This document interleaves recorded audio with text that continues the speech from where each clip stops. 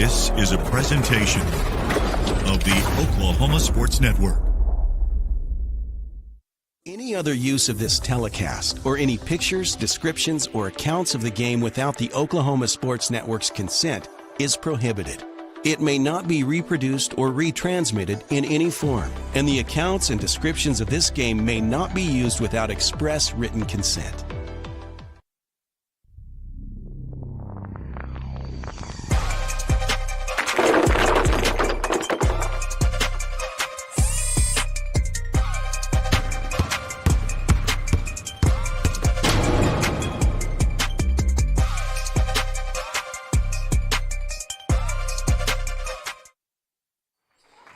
Hello and welcome, everybody. We are back. High school basketball, is live on the Oklahoma Sports Network. It's the Midwest City Bombers and the Classen SAS Comets on a Friday night in mid-January here in our state capital, Oklahoma City, Oklahoma. A 5A2 double dip on the Oklahoma Sports Network. Glad to be with you as basketball season revving up. Josh Calloway on hand alongside by Jordan Ray.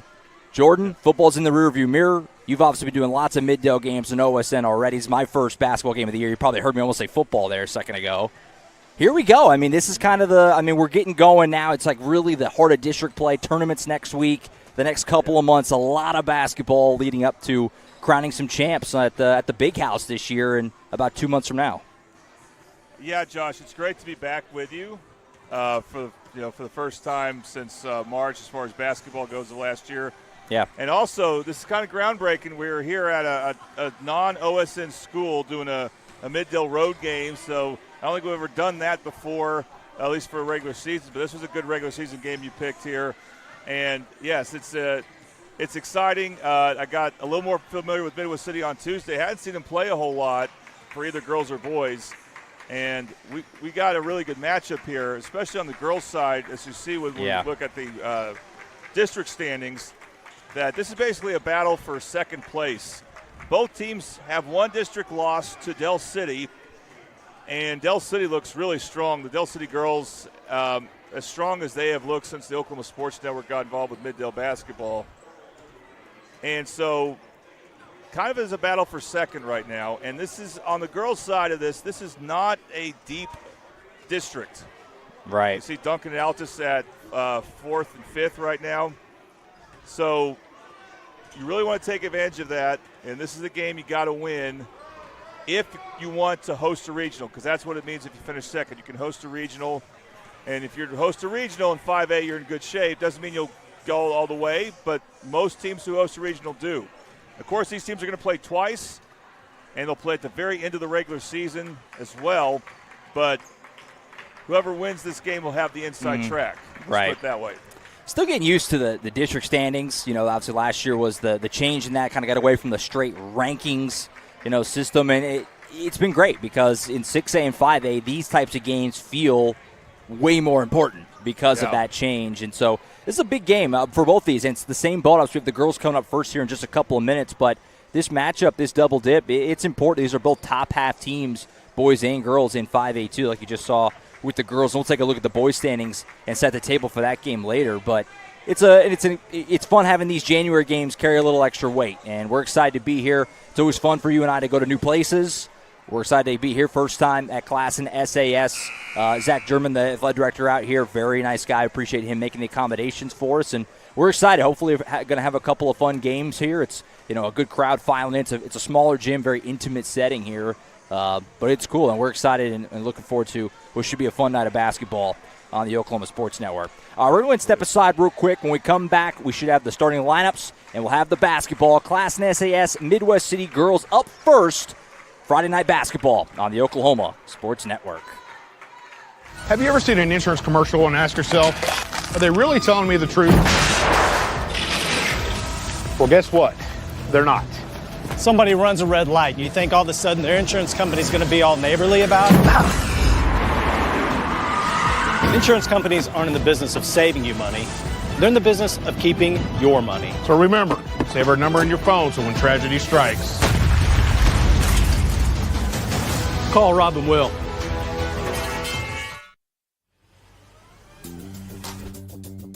Whataburger, please print back the Monterey melt. Print back. Okay, yeah. Message received. We're printing it back. Grilled peppers and onions, 2 slices of melty cheese, and jalapeno ranch on 2 fresh beef patties. Print it on. The Whataburger Monterey melt is back. We brunched it all right.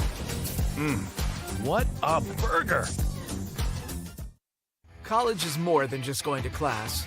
College is a journey. It's meeting new people and making new friendships that will last a lifetime. It's learning from professors who care about you and your success. And finding out it can be really fun and rewarding. It's discovering that thing you want to do for the rest of your life. Cameron University is all about helping you grow and succeed. Because your success is our success.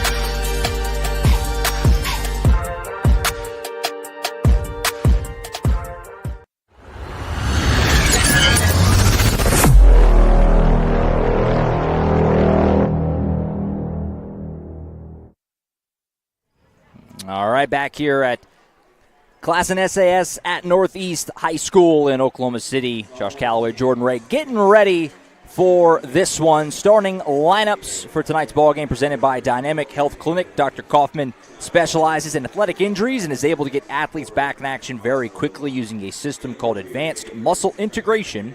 Play better, recover faster at Dynamic Health Clinic. First for the Midwest City Bombers, who, of course, are the road team here tonight at Classen SAS High School. Number 0, Layla Jones, is a 5'10" senior. Number 1, Chloe Knox, a 5'8" senior. Number 3, Sadie Johnson, 5'6" junior.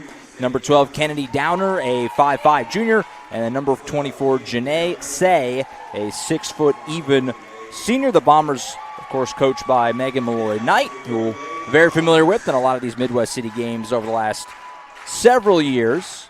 The Bombers come on the road tonight to take on Classen SAS. Starting lineup for the Comets here on their home floor. Number 4 is Carrington Threat.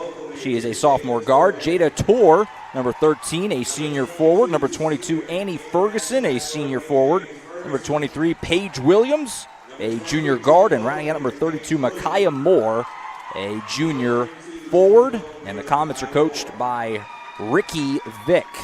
Your starting lineup is presented by Dynamic Health Clinic.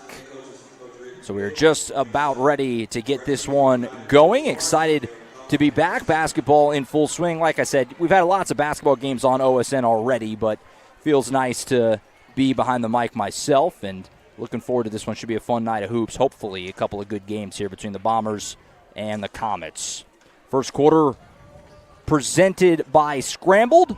Scrambled, we start this game the way you should start your day. For breakfast or brunch, try their chicken and pancakes and deep-fried French toast. 1742 Northeast 23rd Street, Suite, and OKC 405-900-5972 to give them a call. You know, I ate there Sunday morning with some friends, and it was fantastic. The ad got me going, chicken and pancakes. Yeah, well, the chicken, but the pancakes are tremendous. Opening tip here going to be done between Layla Jones and Jada Tor. It's won by the Bombers, handled by Say, and Midwest City in their road black uniforms with gold numbers and trim against the Comets in their home whites. Navy Lady Comets in yellow numbers on their home floor. Bombers first possession. 3-ball in the corner for Sadie Johnson won't go. Rebound pulled in by the Comets, and coming back down the floor the other way, the home squad on their first possession. Sadie Johnson was player of the game against Altus Tuesday. She hit several threes in the second half, but it took the Bombers a while to get going here. We'll see if it takes them as long in this game. 3-ball in the corner here for the Bombers. Air balls, rebound pinballs, and pulled in by the Comets. But poking away and getting the steal is Layla Jones. A stolen possession here from Midwest City. Handoff, Johnson 3, side of the rim, no. Rebound pulled down by Tor. So some cold shooting early from Midwest City. As Classen comes down their second possession. Paige Williams' right-hand layup didn't go on their first trip down the floor. Threat gives it up. Nice ball movement underneath. Leads to a layup at the basket for Ferguson, but she couldn't finish it. Yeah, there was some miscommunication on a screen for Midwest City. It's a good set for SAS, but they just couldn't convert. Bad pass here is deflected and stolen for the Comets. Leads to a fast break, and the first points of the night come from the home team. Paige Williams, who created that turnover, led down the floor, got the easy layup. Comets on the board first, 2-0. Williams saw that pass coming from a mile away. Yeah. The Bombers need to realize it's not Altus. Altus is a good team, but they're not going to be a quick team like Classen SAS. This is Knox with the ball for the Bombers. She gives it up. Pump fake Jones, drive down the baseline.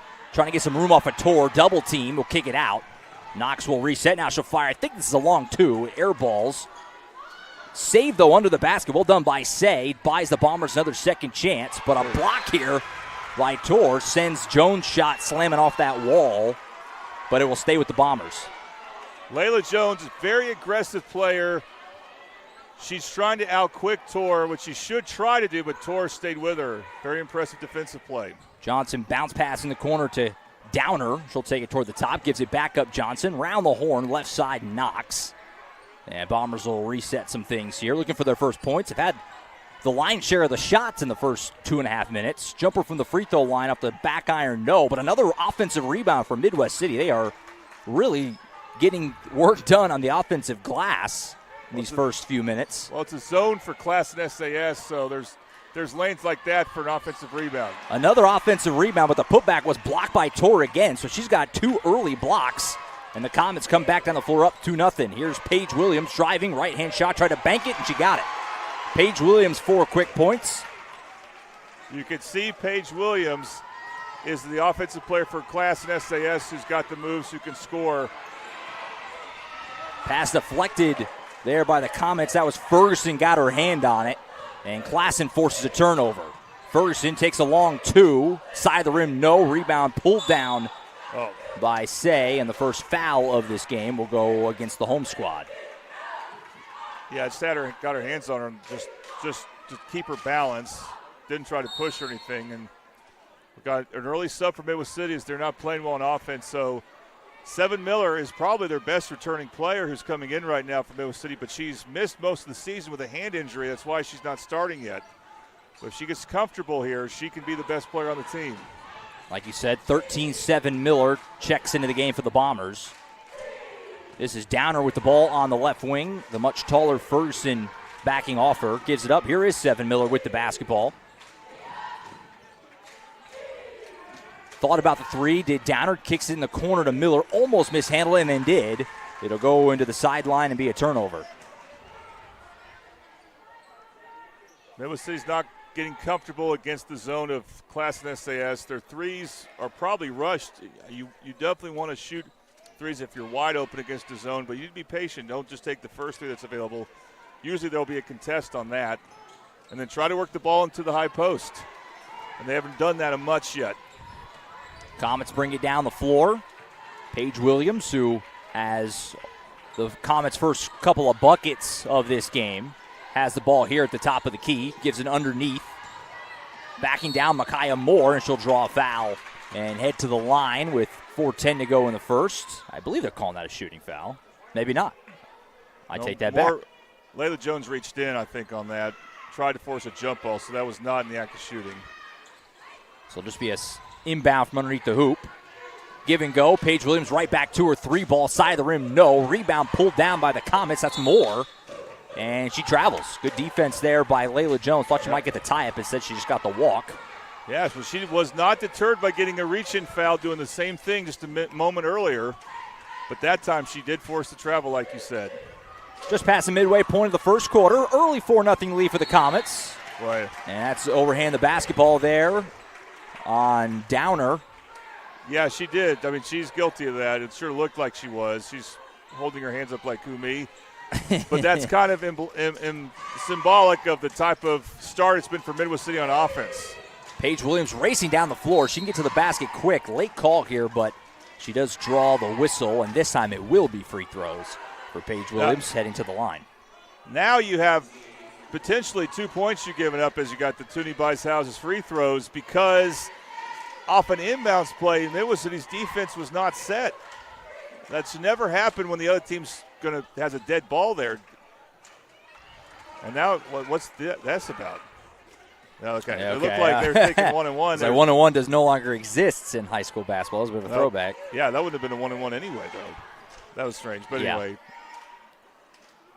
First one no good. Second one does fall at the Toonie Bice-House's cherry stripe. 5-0 lead for the Comets. All 5 coming from Paige Williams. Bombers looking for their first points. Here's Downer from the free throw line. High shot, back iron, no. Rebound is almost pulled in by Jones, but it was knocked loose. And Classen gets another stop. So Bombers offense not looking real comfortable here early. No, even that wasn't a bad shot, but it just didn't look comfortable like you said because Downer was fading away.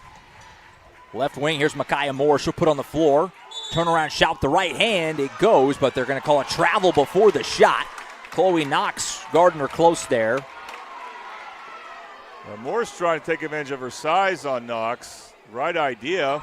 And look at that steal. Almost. Moore read it all the way, but Downer was able to save it. Now the Bombers break the press and have a 3-on-2. Pass deflected by Ferguson. Jones able to save it, but she'll have to stop the break and reset the Bombers' offense.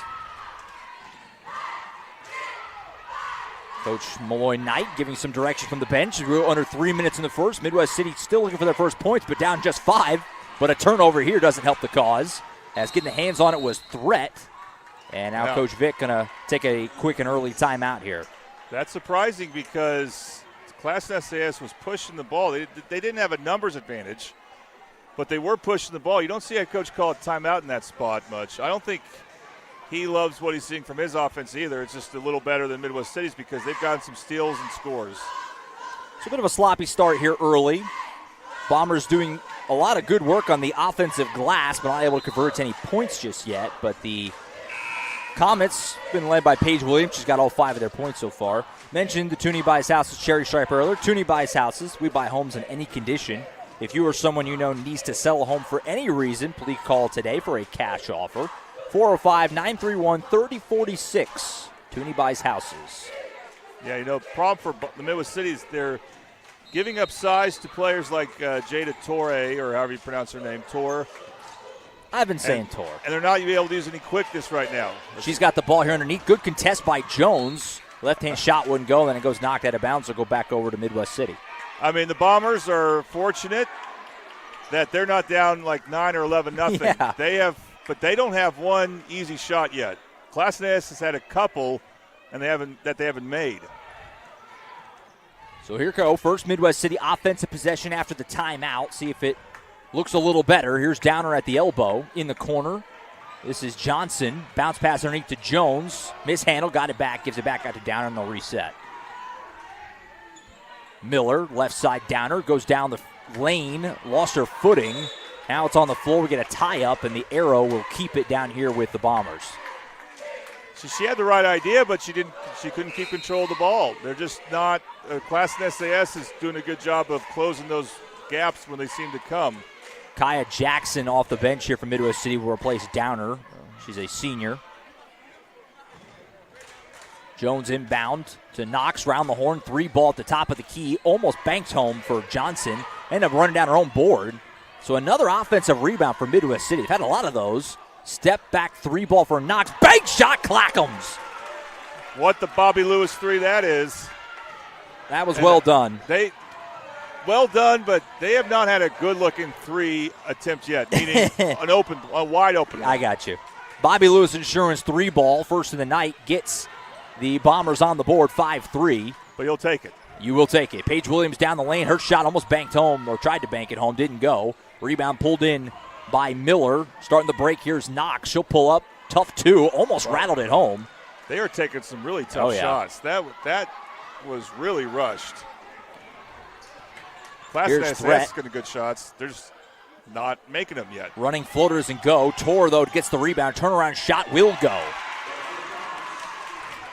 The Bombers post players have got to get back because Torre can definitely be a force on the boards with her size and skill. 7 Miller open three on the right wing. Clackham, she banked that one in, made a bit of a face. I don't know if that was intended, but you'll take it. Another Bobby Lewis three ball. Now that one was wide open. You just this thing is when you bank in a three, you know that's not really a skill shot on your part. It's more of a luck shot, but you'll take it. Ball's on the deck here. Classen, what do they call it? They call a foul here on the comments. That her face, 7 Miller's face after she banked home that three was funny. A bit of a acknowledgement of that was a little bit of good fortune. Yes.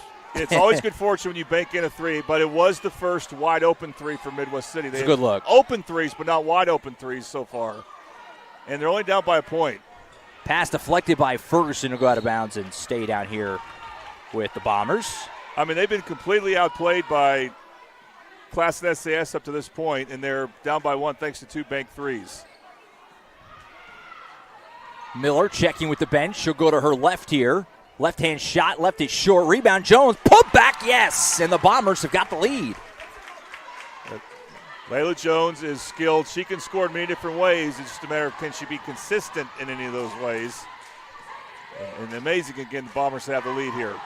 Final 20 seconds of the quarter. Comets could hold if they want.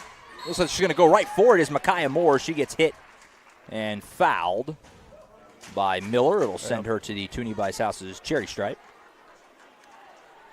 with a chance to put Classen back ahead if she can hit these 2 foul shots. I think if the Bombers are going to go with a smaller lineup, I'm surprised actually that they're not bringing in some more size like a Jordan Hanna, who's 6 feet tall, and Classen SAS, just you could tell when they get to the paint they have a big height advantage. And you got to really tighten that paint up if you're going to do that, make them shoot jumpers. Second one will go, so the Comets do restore their lead by a point. Midwest City comes down the floor. Final 10 seconds of the first frame. Pass deflected. It's loose. It'll end up being saved by Jackson. 5 seconds on the clock. Bombers got to hurry. You have to fire something up. Here's Knox. She will do just that, a heave, and it's going to be wide of the mark. That's going to end the first quarter. Not the prettiest for the Bombers, but down just one. Even had a lead there late. And at the end of one, it's Classen SAS 9, Midwest City 8. You're watching high school basketball on the Oklahoma Sports Network. The Honey Butter Chicken Biscuit at Whataburger, available from 11 p.m. to 11 a.m. Only it's not that time right now, so it's not available. Instead, we must sit here until 11 p.m. watching footage of the flaky, crispy, buttery goodness that is the Honey Butter Chicken Biscuit. Once again, our desires are denied by, ooh, look, the Honey Barbecue Chicken Strip Sandwich. That'll hold us over till 11 p.m.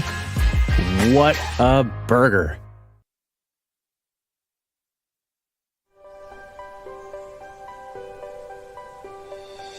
If you've lived in Oklahoma long enough, you'll know that we get extreme weather. With that extreme weather comes hail damage to your roof and an insurance claim. When that happens, there's not a better company to deal with on your insurance claim than Cantrell Roofing and Construction. Since 1987, Cantrell Roofing and Construction has proven to be the best in the business, and always remember, got hail? Call Cantrell. Call them at 405-642-8558. Back here in Oklahoma City, Josh Calloway, Jordan Ray on the Oklahoma Sports Network. High school basketball here on OSN. Classen SAS leading Midwest City 9-8 as we begin the second quarter. Comets will have the possession first. We don't have heights listed for Classen SAS, but it's clear at three positions at least they got several inches right there. Paige Williams almost pulled that in, but it was poked away by Jackson. She'll run down and save it. And the Bombers start the break. Good anticipation on that. I think Jackson's earned some more minutes just with that play, and the fact that she's mostly taking care of the ball. But Midwest City's got to be careful about all these passes they have that are getting deflected. Miller almost mishandled it, but able to save it. And this time she does lose it, but we have a whistle. Well, she got bailed out. Looks like a foul's going to go on the Comets here. And you know what? The size advantage I was talking about, it's applying to the defensive end, except Midwest City is not showing that they have a quickness advantage either. So they're kind of limited right now with how they can attack Classen SAS when they go man. Well, they are still going zone. Miller pass underneath to Jackson. Good feed to Jones, who puts it in. That was well done. Some great ball movement there. Taking a look at that on the Super Subs instant replay. Just great passing leads to the easy lay-in. Oh, the best half-court possession by far for Midwest City. Comets back the other way. The shot here for Moore won't go, but tore the offensive rebound and stick back. And the Comets are back ahead by 1. Teams are trading buckets now.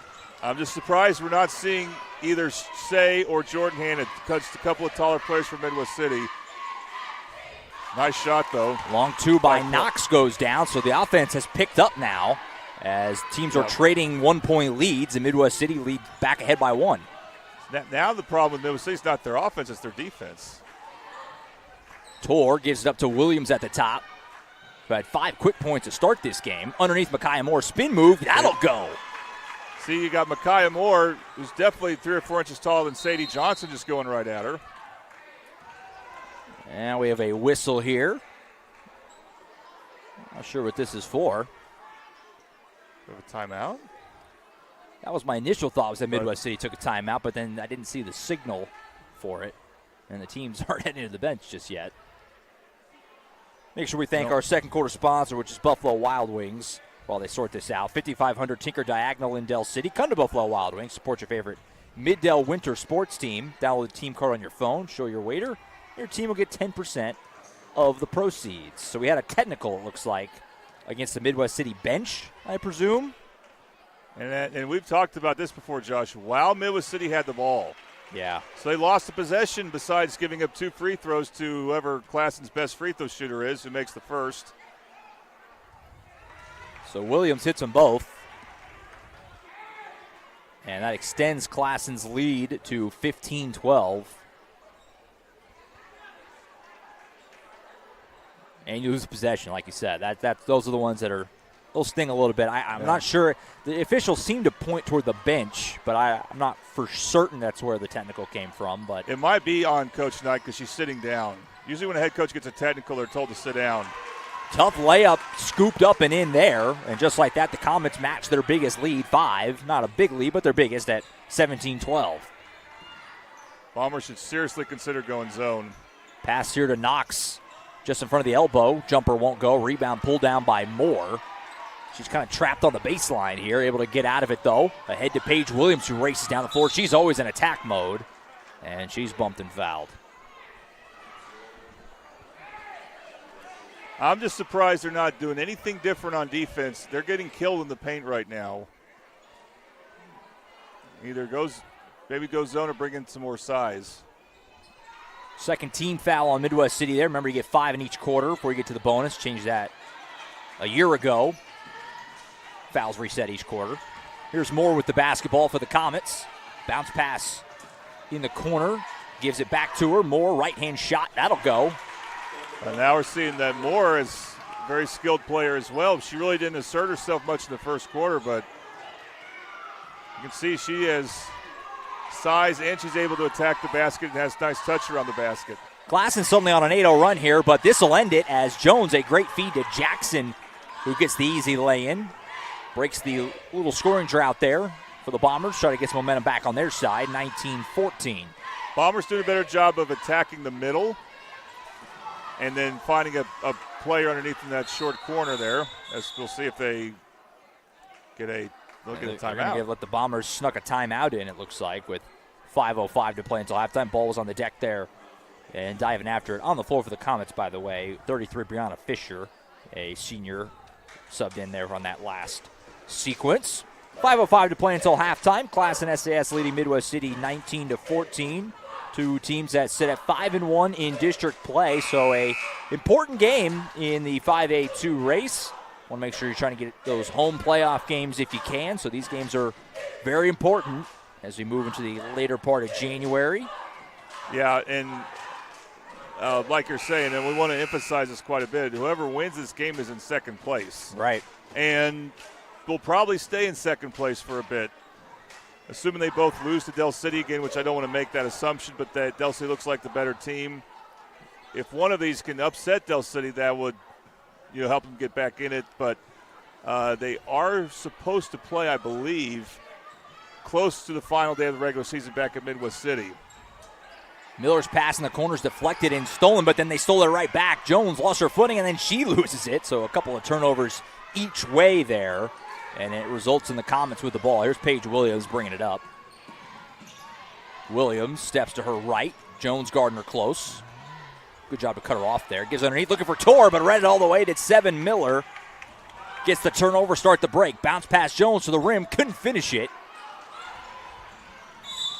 And now we have contact as Williams bowled over Knox, but Knox was moving, so she'll pick up the foul. It'll be the third on the Bombers in this second quarter. Yeah, Jones is just playing a little too fast on that shot. Downer back in the game for Midwest City, replacing Jackson. Williams gives up to Tor at the top. Right side, Moore. Knox watching her close. She'll go to her left now. Moore. Turnaround shot. No good. Rebound knocked out of bounds. It'll be with the Comets. So a second chance opportunity here for Classen. I think Midwest City's figured out. They can kind of, and it's Seven Miller doing this. She's guarding the other 13, Underwood, for Class SAS. She's kind of freelancing off her son. That's how she got that steal a moment ago. Not paying as much attention to her. Tor gives it up. 3-ball from Fisher at the top. Almost banked it in. Rebound, though, comes out to Johnson, who, as we hit the midway point of this second quarter, gives it up to Jones. Jones' right-hand floater almost rolled home. Tor the rebound. She makes some really nice moves. She just is a little undersized as Layla Jones in the paint, and she has trouble finishing because of it. Williams' shot won't go. Rebound pulled down by Miller. Almost lost out of bounds. A good job to save it. Almost a foul there. Knox, jumper, side of the rim, no. So the offense, which picked up for a while, has gotten stagnant again for both teams. They've kind of mirrored each other for the first quarter and a half. If one team's hot, the other team's hot, and then vice versa. Scoop layup from Moore is up and good. That was a tough shot. Yeah, it was. And Seven Miller tried to get a steal there when she couldn't. There was the driving lane for Moore. Seven Miller in front of the free throw line. Rims out. Tor swipes the rebound. She's piling up the boards in this first half. Williams pass a little high of the mark, looking for Ferguson and a turnover.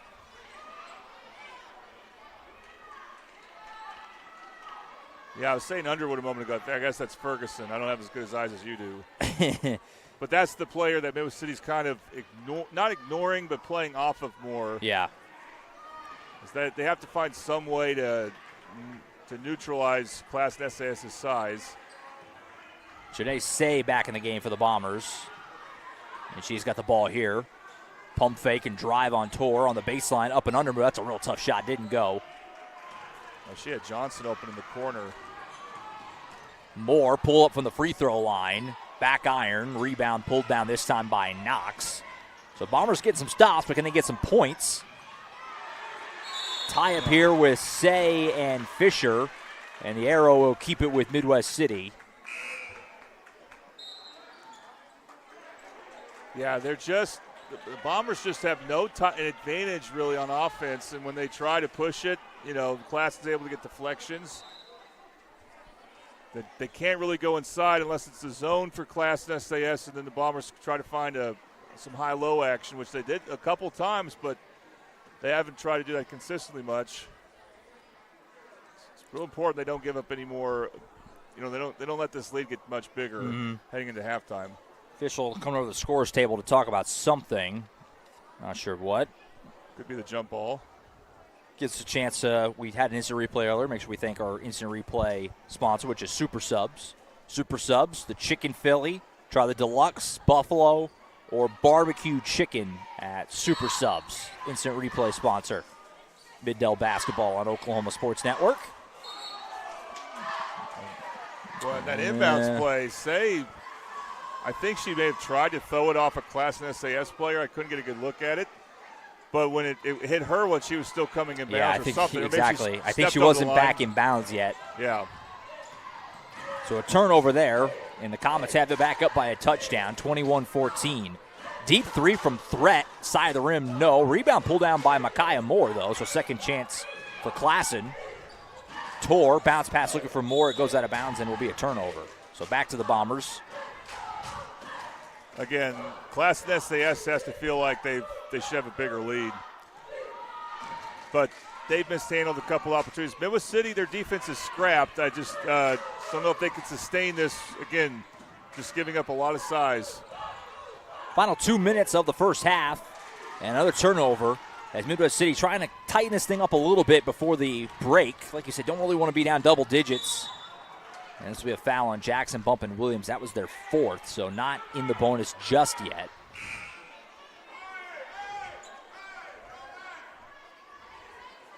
Now they're trying to sub as Midwest City, and the ref is saying not yet. I think he has to announce the foul first. That's all it is. Miller and Jones a little ahead of the jumping the gun there. They'll replace Say, and it looks like 3 Johnson. Another shot here for Threat. She's firing away from deep. Can't hit one, but another rebound for Tor, who's been a force on the glass in this first half. Ferguson shot one go, but she's hit and fouled. And it will be a couple of free throws coming here for the Comets, trying to extend their already 7-point lead.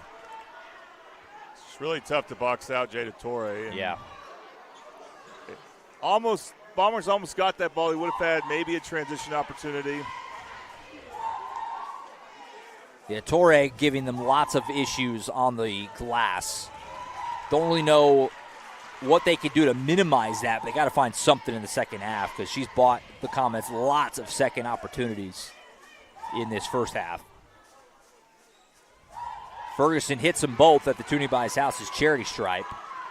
And the lead is as big as it's been in this first half, 23-14. Jackson, that was probably a travel. Yep. Maybe not, I don't know, it was hard to tell. Shot will go. There was a whistle on the shot. Or maybe not on the shot. That's some late continuation. Yeah. That's like they're not giving it to her. No. That would have. The ref made that motion that made it look like it. Foul on the floor. So Bombers will keep it just a second on the Classen. So Midwest City not really all that close to the bonus with just 85 seconds to play in this first half. Here's Downer with it. She'll give it up to Miller in the corner. Knox. Step back 3-ball. Air ball long. Williams pulls it down. She'll start the break for the Comets. Jackson Gardner close. Crossover move. Spin. Right hand. Bank shot. Good. That was slick by Paige Williams. Had a nice first half. And Classen leads by 11. Final minute of the first half. Long 2 for Jones doesn't fall. And now Williams gets bowled over by Jackson. That's going to be free throws for Paige Williams.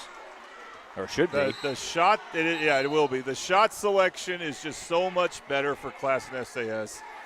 It's just one contested jumper after another for Midwest City. They have not had many clean looks at threes. They've taken quite a few. I don't think they've been that clean. Not saying they're all bad shots, but you got to bounce that some with a real effort to get into the paint and then maybe drive it, kick it out. But we haven't seen enough of that. They're not getting much dribble penetration either. When they try to dribble and pass, they're getting the ball deflected. And this Paige Williams is she's a dynamite player. Yeah, I was just thinking the same. She just missed the free throw, so I jinxed her in my mind, I guess, as she makes the second one. Having a really nice first half. Just a junior. Playing some really good ball out there right now as really Classen's primary scorer and ball handler, kind of their go-to player in this first half. She's playing well. And the Comets now lead by 12 here on their home floor. Here's Downer. She'll drive to the rim. Bank shot high up the glass goes. It's been few and far between, but Downer got to the good spot. You don't have to take it all the way to the teeth of the defense. Just get close and try to lay it up softly enough off the glass, and she did. See if Midwest City can take that little bit of positivity into the locker room here with another stop. Final 20 seconds of this first half, and that's a 5-second call. It's possessions like that that keep Midwest City kind of in it. You see the advantages Classen SAS has. They have probably, it seems like they have 2 or 3 best players on the court. but they've made more avoidable mistakes or unforced errors. Get a shot here, get it back to single digits. Feels like a win with the way this second quarter has gone, but a bad pass here, and it's a turnover. Paige Williams starts the break for the Comets. More to the rim. Her shot won't go. It's loose. Still got time. Put back for threat won't go. And Midwest City somehow survives that barrage there at the end of the quarter to take a 10-point deficit into the locker room. That shows what I've been saying, that Classen SAS has to feel like they should be up by a lot more. Yeah. Because that was just one of those turnovers that Midwest City has been doing too much of. They're just not sharp with the ball, but they don't get burned by it, by what should have been an easy 2 points for Classen SAS. So, after two, it's Classen SAS 26, Midwest City 16. We'll step aside. Jordan and I will come back and wrap up a first half that didn't feel great for Midwest City, but also feels like they're still certainly in it, but got to come out strong in the second half, down by 10. We'll step aside, wrap up the first half, get you ready for the second half after this break on the Oklahoma Sports Network.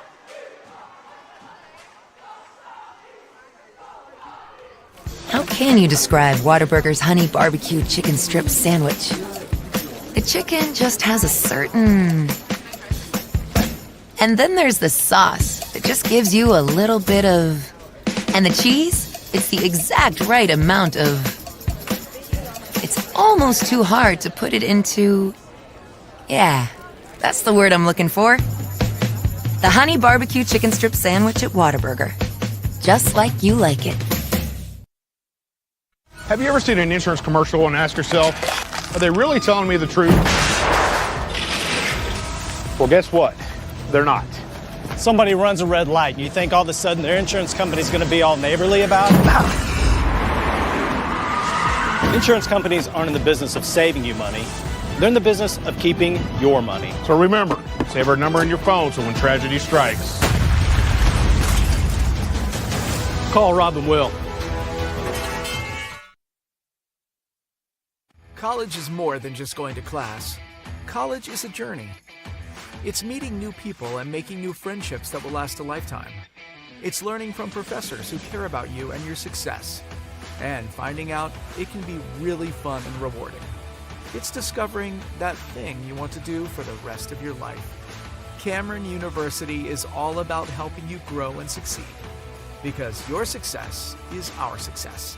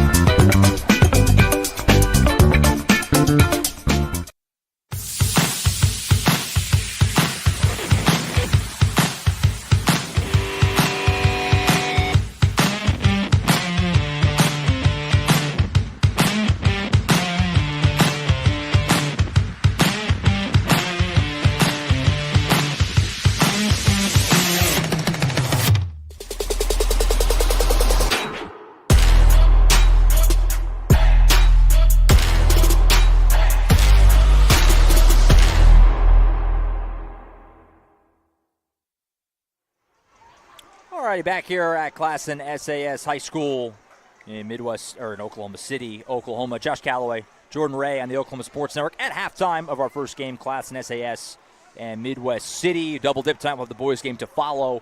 Jordan, I guess your overarching thoughts on that first half and what the Bombers need to kind of do. You know, they on one hand feel like they were trading buckets for a while there, so you're probably disappointed to be down 10, but at the same time, probably could be worse. And at one hand, it's kind of a little bit of both sides. What is your kind of thoughts on that first half and how Midwest City can maybe try to get back in it? Well, they have to be quicker with the ball. They're getting so many passes deflected, or they're just throwing a bad pass or getting their dribbles deflected that they're just not able to try to create much offense. They've been at their best when they've attacked the paint near the mid to the high post. They need to try to get back to that, I think. And on defense, it's hard because you could tell the size advantage of Class SAS is starting to wear on them.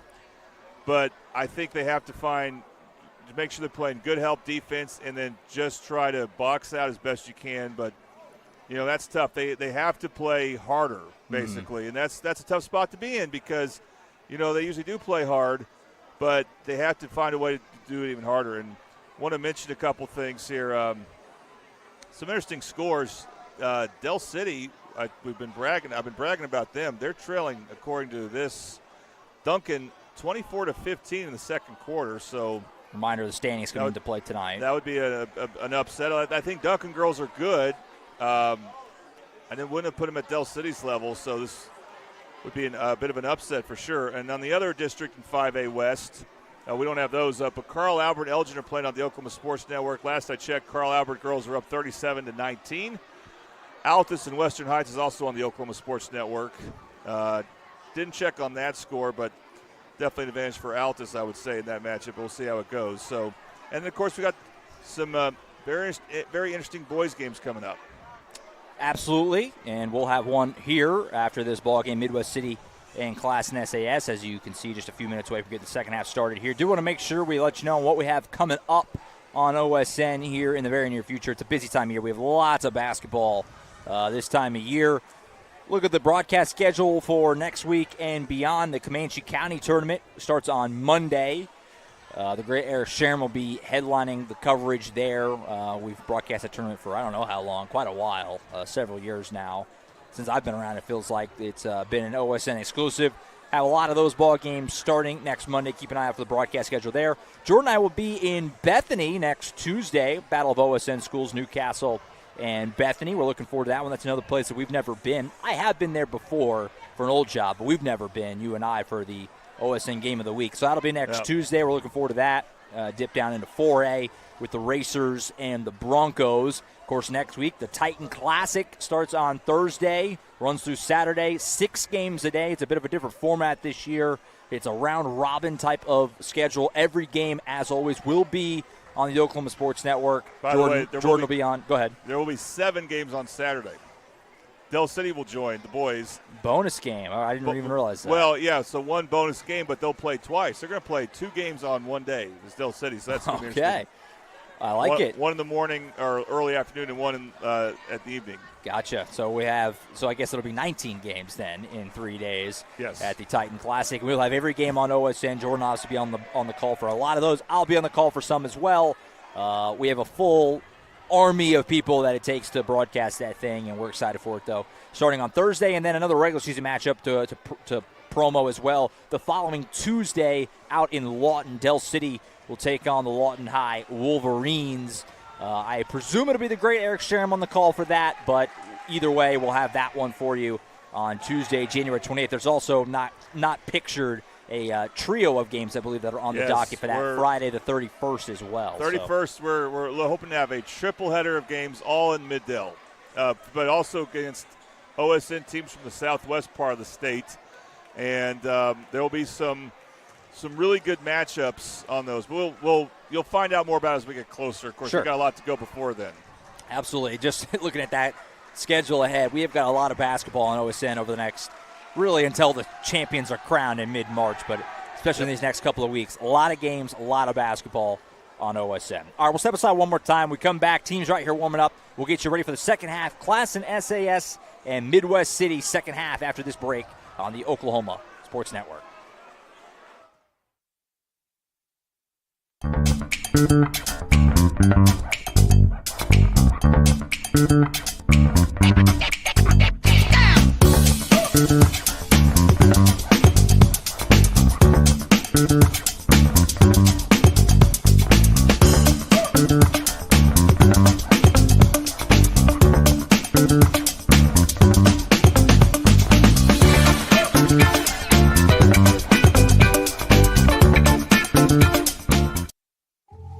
The Honey Butter Chicken Biscuit at Whataburger, available from 11 p.m. to 11 a.m.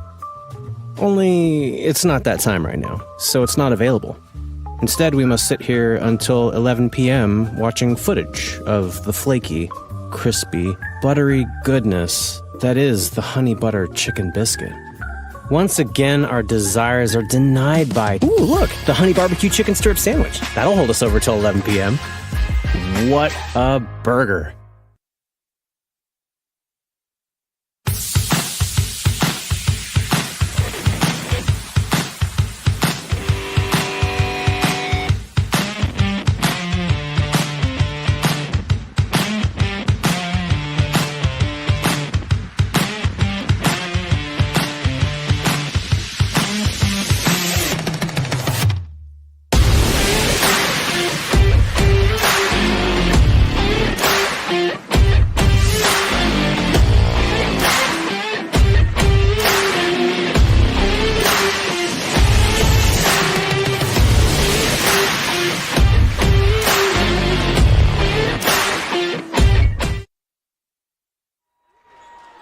right, back in Oklahoma City. Josh Calloway, Jordan Ray on the Oklahoma Sports Network. Ready to start the third quarter.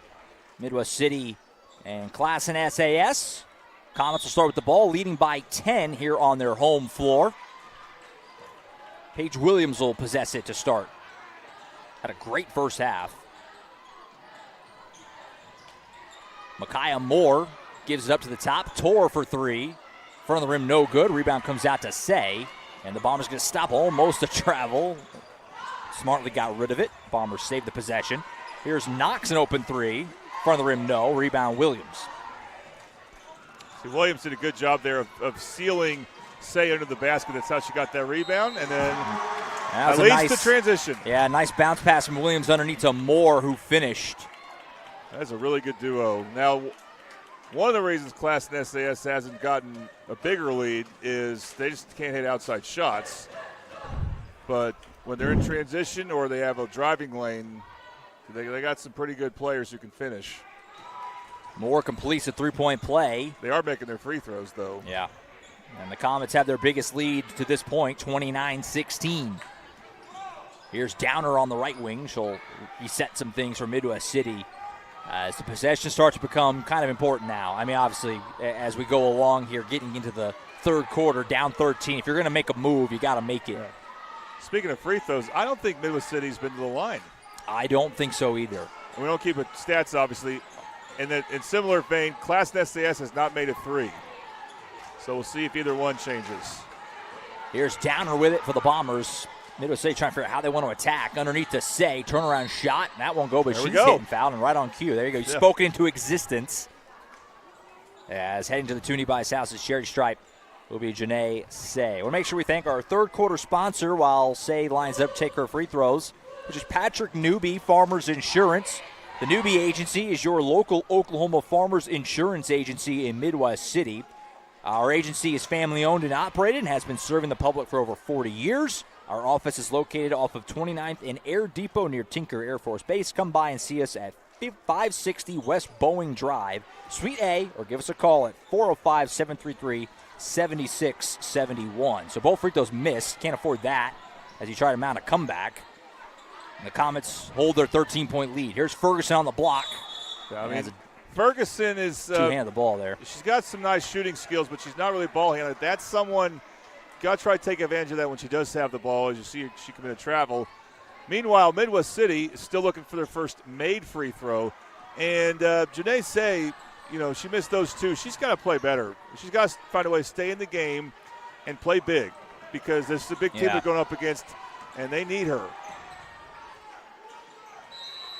No travel, or 3 seconds. It's on Layla Jones. 3-second violation will be another unforced turnover for the Bombers. It hasn't been a real buttoned-up game for Midwest City. A lot of kind of sloppy play. Here's Williams firing away on a three for the Comets. Too much on it, and it'll go out of bounds. I really like Williams, but I don't know why she forces that. Again, Classen SAS is they don't need to make threes. They're in that type of position. They have been able to effectively attack the basket, get offensive rebounds. So I'm surprised they don't do more of that. Just do what they do. That's their strength. All right. As I was saying, another unforced turnover. I mean, there was good defense there, but that's obviously just a pass wide of the mark. I would call that forced, but you still have higher expectations for Kennedy Downer than that. Not to be a downer. Forced-ish. There you go. Pass deflect out of bounds. We'll stay with the Comets. Good hustle by Knox. But, yeah, it's just some of the sloppy ball handling. They're just not protecting it. They're being intimidated by Classen's defense. They're going to try to get out of that here with a good adjustment for Coach Knight. They're going to try to go with a press. And it works. Knox shot as she's bumped, and she'll head to the free throw line. Forced a turnover there. So a trip to the Toonie Bice House's charity stripe for Chloe Knox, the senior guard. Try and move the Bombers a little bit closer here. She's been aggressive, but a lot of her aggression has come with shooting contested jumpers. So that time she got the steal and attacked. And it worked in the sense that she got to the free throw line. But again, will someone make a free throw for Midwest City? No. Not to this point, but she fights for it and almost got her own rebound on a missed free throw. Hard to do, but Torre ripped it down. So Bombers are 0 for 4 from the line. Doesn't help things. Here's Moore with the ball. Williams in the corner, drives the baseline. Tried to bounce past it first, and Knox read it well and got the turnover. Pass, nice feed to Jones, who lays it in transition. Great last-second adjustment by Knox as we see Classen try to force it, and they did force it. Good play by Jones to save it, and they force a turnover. Extra possession for the Bombers. Downer over to Knox, who she thought about it, but she'll pick it up, and Bombers will reset their offense. Now that's a good adjustment. She was shooting that shot in the first half, and she needs to be more patient, and she was. We'll see if it leads to a better shot, but yeah, I think there's a good chance it will. And she has a matchup, maybe she can attack there. No, she won't, decides not to. Here's but still, Jones. It's good patience here for Midwest City. Gives it up here to Say. Still plenty of time, obviously, for the Bombers. Long way to go in this game, so a little over a quarter and a half. Johnson tried to get underneath to Say, but Ferguson got her hands on it, and it forced the turnover, start the break. Up to Torre, trying to take it to the rim. Ooh, it looks like she stepped out of bounds, but got away with it, and the layup is good for Moore. Good last-second recovery. So the lead goes back to 13. Knox contact on the elbow, hit the shot. They're going to count. No, they're not going to give it to her. That was a nice play by Knox. Yeah. I've been critical of some of her jump shots, but not that one because the way she drove into her defender, she was trying to draw that foul in the act of shooting and almost got it, but the bumper happened early enough. I think it's a good call to say it's on the floor.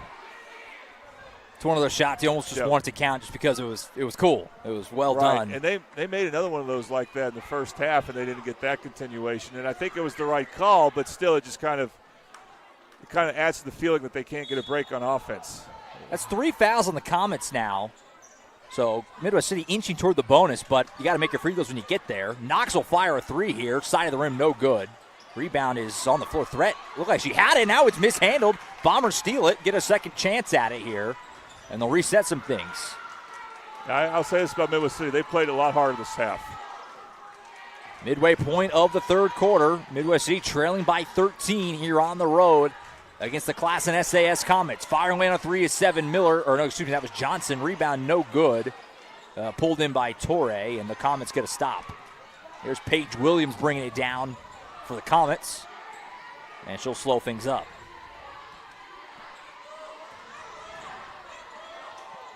Walsh dribble, had to pick it up. Right side Torre. When she picks that ball up, that's when you can deny players more, and Layla Jones wasn't doing that. She could have gotten a steal there. Driving on Downer right to the rim. Contact before the shot. It'll be a foul. Second one on Midwest City in this third quarter.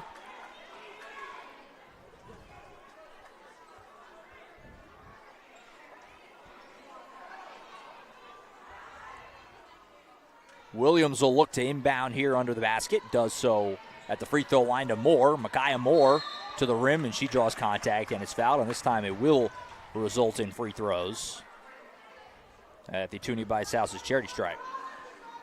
Moore made that play with a good pump fake, and then that created the lane to dribble and drive.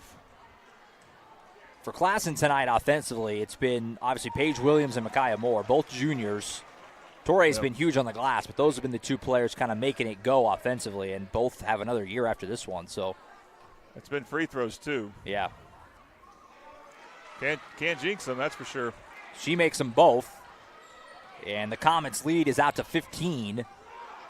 As Midwest City just struggling to find consistent offense. Hard to stay in a game that way, especially with a couple of really good offensive players like Moore and Williams. Here's Miller at the free throw line, hands it off to Downer. Draws down the lane, right-hand floater didn't go. Another rebound for Torre. She is piling those up. Williams, spin move, left hand, circus shot. Almost went. Rebound pulled down and saved by Jones. Then Miller dribbled off the back of Knox's leg. There it is right there. There's the symbol of the game for Midwest City. Bit of a microcosm right there. Here's Williams on the left wing. Gives it underneath to Moore, who gets good positioning on Downer, and then through some contact from 7. Miller finishes it and the foul, and she's pumped up. And with good reason. That was a strong and one. Stuck it home, and it's a 17-point lead for the Comets. Whoever more is guarding or whoever is guarding more is just giving up so much size. And Classen does a good job when they want to they throw good post entry passes. I'm surprised they don't do that all the time.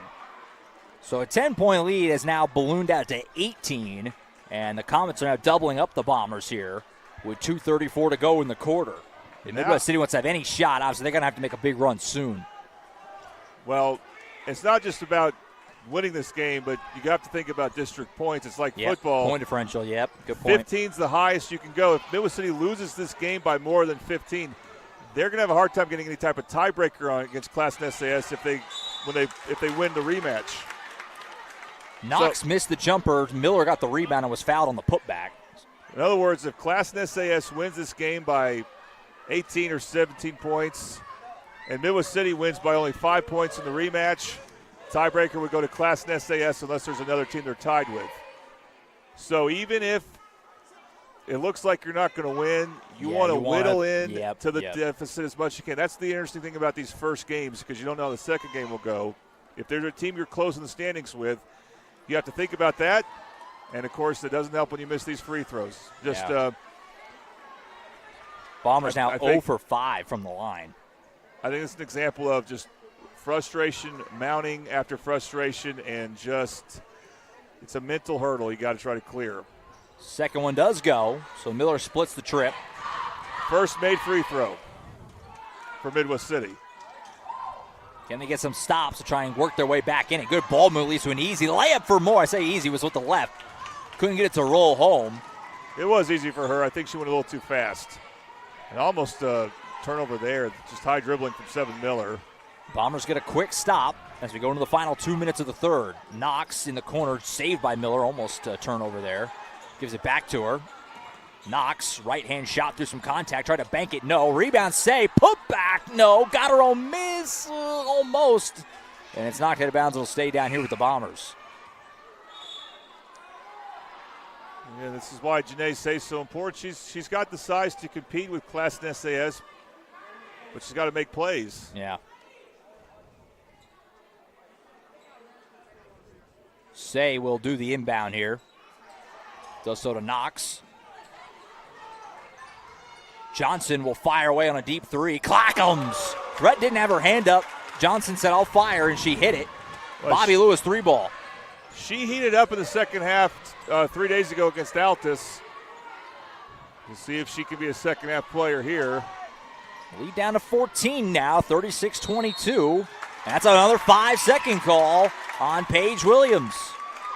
That's the second time that's happened to her. I mean, I think she's such a good ball handler that she just wants to keep the ball too much. And she's definitely the best guard on the team, and that's the risk you are when you're the best guard. You got to give it up to your teammates, though, if you're being guarded. Say on the wing, hands it off to Knox. Knox pulls up tough, long two, might have been partially blocked. That never should have been shot. You just shouldn't. That's just not a good jump shot. Moore, bounce pass, looking for threat. Jackson hustling back, broke that up. Comets keep the possession, but don't get the easy transition bucket. Look like they might get.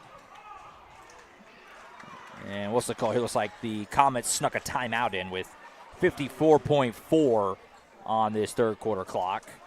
So the Bombers are hanging in here, Jordan. Obviously, they've still got a lot of work to do, but they're playing hard, playing tough, hanging around. But obviously, as the third quarter starts to wind down, if they're going to get back in it, maybe you have to hit a couple threes and get some transition buckets. It's going to come on the defensive end. Got to make your free throw. You kind of need to play kind of perfect, for lack of a better, when you're trying to make up a deficit like this. Well, Sadie Johnson, made the three earlier.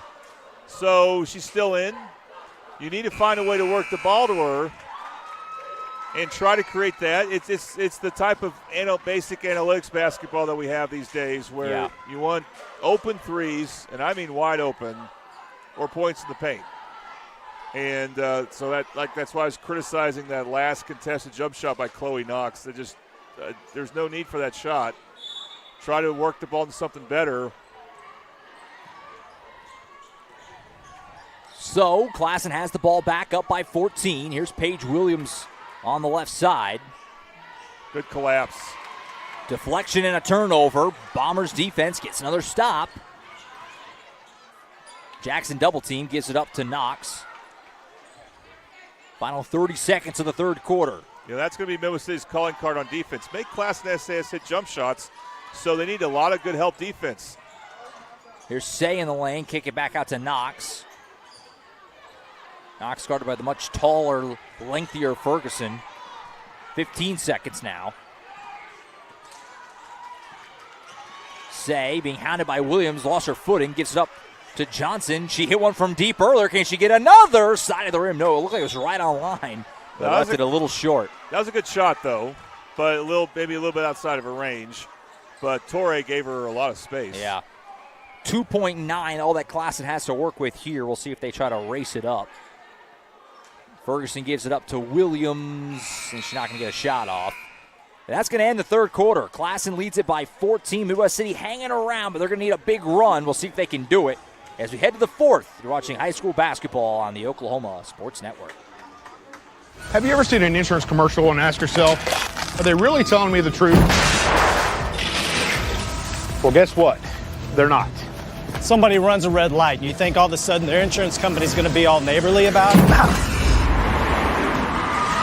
Insurance companies aren't in the business of saving you money. They're in the business of keeping your money. So remember, save our number in your phone so when tragedy strikes, call Rob and Will.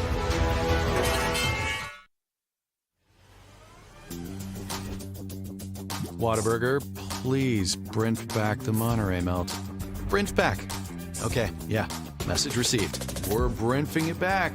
Grilled peppers and onions, 2 slices of melty cheese, and jalapeno ranch on 2 fresh beef patties. Print it on. The Whataburger Monterey melt is back. We brunched it all right. What a burger. All right, back here in Oklahoma City, Josh Calloway, Jordan Ray on the Oklahoma Sports Network. Heading to the fourth quarter, Midwest City leading Classen SAS, or Classen SAS leading Midwest City 36-22 as we head to the fourth frame. Now, I want to say these are Toonie Bice Houses, our sponsor. We may have had the wrong phone number up. I want to say hi to Channing. If he's watching, I apologize. I may have given Josh the wrong number on the graphic. It's the phone number to call for them. We'll tell you a lot. Is 931-3046, 405 area code. Got to get that straightened up. As we head to the fourth, a bump and a foul. Midwest City's first possession here of the fourth quarter. Fourth quarter presented by Louis, 6007 Southeast 15th Street in Midwest City. Louis, we're in your neighborhood. And I ate there today with our camera operator, Bernie. I'm a big fan of Louis, always have been. Really good. Good nachos. Good Inbound pass and the shot good for Jordan Hanna, just into the game for the first time, and she immediately makes an impact, hitting the jumper. Comets almost turned it over there. Threat able to save it. Comets have a break. Paige Williams steps into an open 3 ball. Back iron, no. Rebound pulled down by Micaiah Moore. And she's tied up by Jackson, who was... Is that the call? She was determined to not let her get that shot off. I think it's a foul on Jackson. Yeah. But, you know, Midwest City, again, no threes made by Classen SAS. They're really only, they got 2 or 3 scores inside, but no jump shooters. They got to collapse on that paint, make them shoot jump shots, which they did, and they missed, but Midwest City couldn't get the rebound. Williams with the ball here for Classen as we hit the final 7 minutes. Ferguson working in the lane, turnaround, spin shot, no. Rebound, pinballs around, and ends up in the hands of Hanna, who's coming in and making an impact. The senior off the bench. Nice handles there. 6 foot tall, I thought of her more as a post player. Jackson, late bounce pass to her, and it leads to a fast break here for Threat. Johnson hustling back, trying to force it, but Threat missed the bunny. Right at the rim, just rolled off. Midwest City catches a break there, and they're still down 12. 6.5 to go. That goes with what I said earlier. Well, good defense by Threat. That's going to be a foul. There's some yapping here. They got to be careful. All right, a little contention here. Chloe Knox is fired up, but just make sure you get the scoreboard's going your way, and the ball at least is going her way. Yeah, she was right about the call, and now we have a technical. I think it's on Classen SAS. Now, Midwest City can have the ball, so this is not the turnover tech, but still, you'll take it if you're Midwest City. You got a little, that felt like something that had been simmering. I didn't see. I think it was one of the guards for Classen SAS. I don't think it was Williams. Yeah, I didn't see who picked it up. But we're seeing how, you had that missed layup on offense. Classen SAS really is depending heavily on 3 players. And one of them is Torre, and she hasn't really scored much this half. Yeah. She can score. She's shown that in the paint. And then 2 really good guards in Williams and Moore. And the other players haven't done a whole lot, and you got to play off them if you're Midwest City. Now, why are we not seeing – I'm mistaken. I thought Johnson went to the free throw line, but she's not shooting free throws. Must have been technicals on both sides maybe. But they only pointed to the Classen SAS player. There was no Bomber player nearby, so that's unusual. I don't know. Yeah, I'm not sure. After all that, the Bombers keep it down 12. Knox to the rim. Bank shot, good. Knox is fired up. Midwest City has given credit. They have never for a moment given up in this game. They continue to battle, and they're now down 10, still with time. Here on the road, bad pass, intercepted and stolen by Seven Miller. Start the break for the Bombers. Don't need to rush. Not yet, at least. Pass here pulled in by Knox. Into the game for the Bombers, that's Deja Douglas. 3-ball on the side here before Douglas doesn't go. You know who her sister is, right? Deanna? She's not as tall, but she's a solid guard. Freshman off the bench. She's going to get better. She's going to be a really good player. Big part of the team the last few years, of course. 5.5 to go. Huge. Williams, right hand floater's good. That was a tough shot by Paige Williams. Pushes it back out to 12. You got to try to get the ball out of her hands. Boy, Douglas Douglas shy. Is firing away, the freshman. She must have been put in with the objective to shoot. Didn't go. Williams starts the break, and she's hitting foul. That's going to be on Knox. And it will send Williams to the line. I don't like that call. I'm not trying to be a homer, but Williams just completely threw her body into Knox. Knox really didn't do anything to get the foul. I want to remind everyone when it comes to these Tootie Bice Houses free throws, the phone number to call is 405-931-3046. That's what we got on there. Well, we do have that? Okay. Yeah. Of course, they do a lot of advertising with us, so they may have been somewhere else where I got it wrong, and we appreciate them a lot, though. First one good. Second one on the way for Williams. Also good. So Classen hits the 40 mark. And the lead at 14 with just a little over 5 minutes left. Going to take a big run, but intensity has really picked up here in this game. See if Midwest City can't find a way to make it interesting. Like you said, the point differential is key as well, so you want to keep battling. Johnson for 3. Side of the rim, no good. Rebound pulled in by Ferguson. And the Comets get it back. That was a good look, too. Yeah. She was wide open. It was open. open. Didn't make it. But that's who you want to shoot. Threes for Midwest City. Williams all the way to the rim. Scoop layup, no. Ferguson rebound. Turnaround shot is blocked by Jones. It'll then be knocked out of bounds. It'll stay with the Comets. And another technical's coming down. That's going to be on the Comets again, I think. I say again, I don't know what happened to the one earlier, but that one's going to go on Classen, I'm pretty sure. It looks like Ferguson got hit with one. There was definitely a tech earlier, and it looked like it was on an SAS player, the no free throw, so you're probably right. There was also a Midwest City player around who got called for the tech, but there was no Midwest City player around at the time the tech was called. This time it's clearly a tech on just Classen SAS because we're going the other way. Does she still get the free throws on that foul? I missed that. Was there?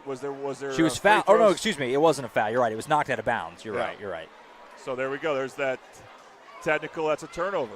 Yeah, it was their ball. Yeah. You know, Lod MacArthur had a chance to get back in their game on the Oklahoma Sports Network yesterday against Carl Albert with a similar situation where a Carl Albert player, he didn't know what he did, but he got called for a tech, just said the wrong thing at the wrong time.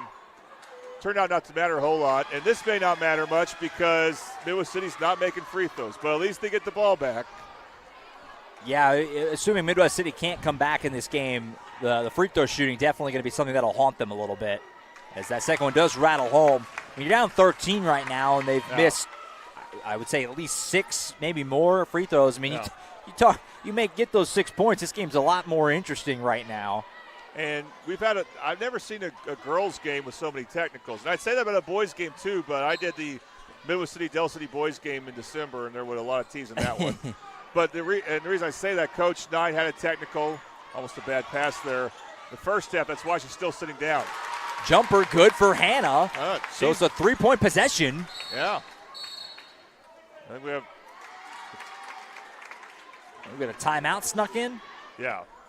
So a timeout snuck in with 4:26 on the clock. Midwest City making a bit of a push here. We'll step aside while they take a timeout. 4:26 to go. Bombers down by 11, still hanging around here at Classen SAS High School. College is more than just going to class. College is a journey. It's meeting new people and making new friendships that will last a lifetime. It's learning from professors who care about you and your success. And finding out it can be really fun and rewarding. It's discovering that thing you want to do for the rest of your life. Cameron University is all about helping you grow and succeed. Because your success is our success.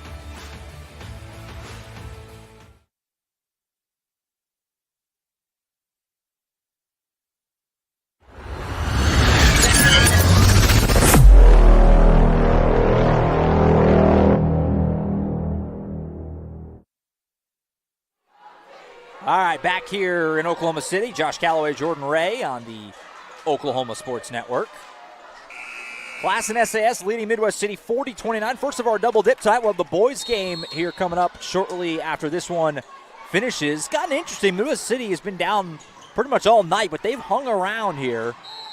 And a foul here is going to go on Jones. That'll send Micaiah Moore to the free throw line. The good thing here, if you're Midwest City, not that you want to put Micaiah Moore at the line, it at least happened quick. Only 5 seconds ticked off on that possession. Both teams now, by the way, at 4 fouls. So we're going to be in the bonus the rest of the way as long as we go in this one. Moore's first free throw does roll home to extend their lead to 12.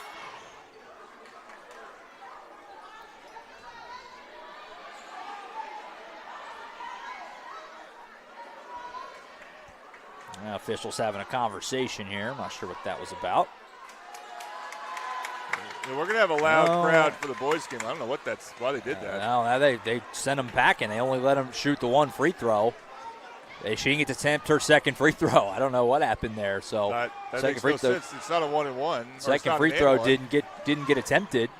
I assume that free throw counted. There had to be some type of violation. Yeah, the board in the arena reads 41-29, which is what we have, and that's where we'll sit for now. And that's a 5-second call on Knox.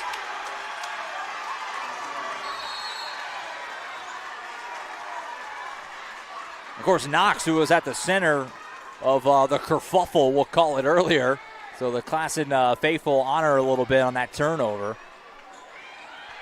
As we go midway point of the fourth, Comets lead by 12, trying to hang on and get a big home win in district over Midwest City. And like Jordan said earlier, these two teams will return the favor and play at the home of the Bombers later this season. Might be interesting matchup after the tempers flaring a little bit that we saw in this one. As the shot from Moore doesn't go. Got her own miss, though, eventually off for Ferguson. Tapped it. Torrey for 3. Back iron, no. Rebound pulled in by Hannah. Long pass ahead to Jones. She'll go to the rim. Layup, don't go. Rebound put back. Good hustle by Hannah, but she couldn't finish it. So a missed opportunity for the Bombers there.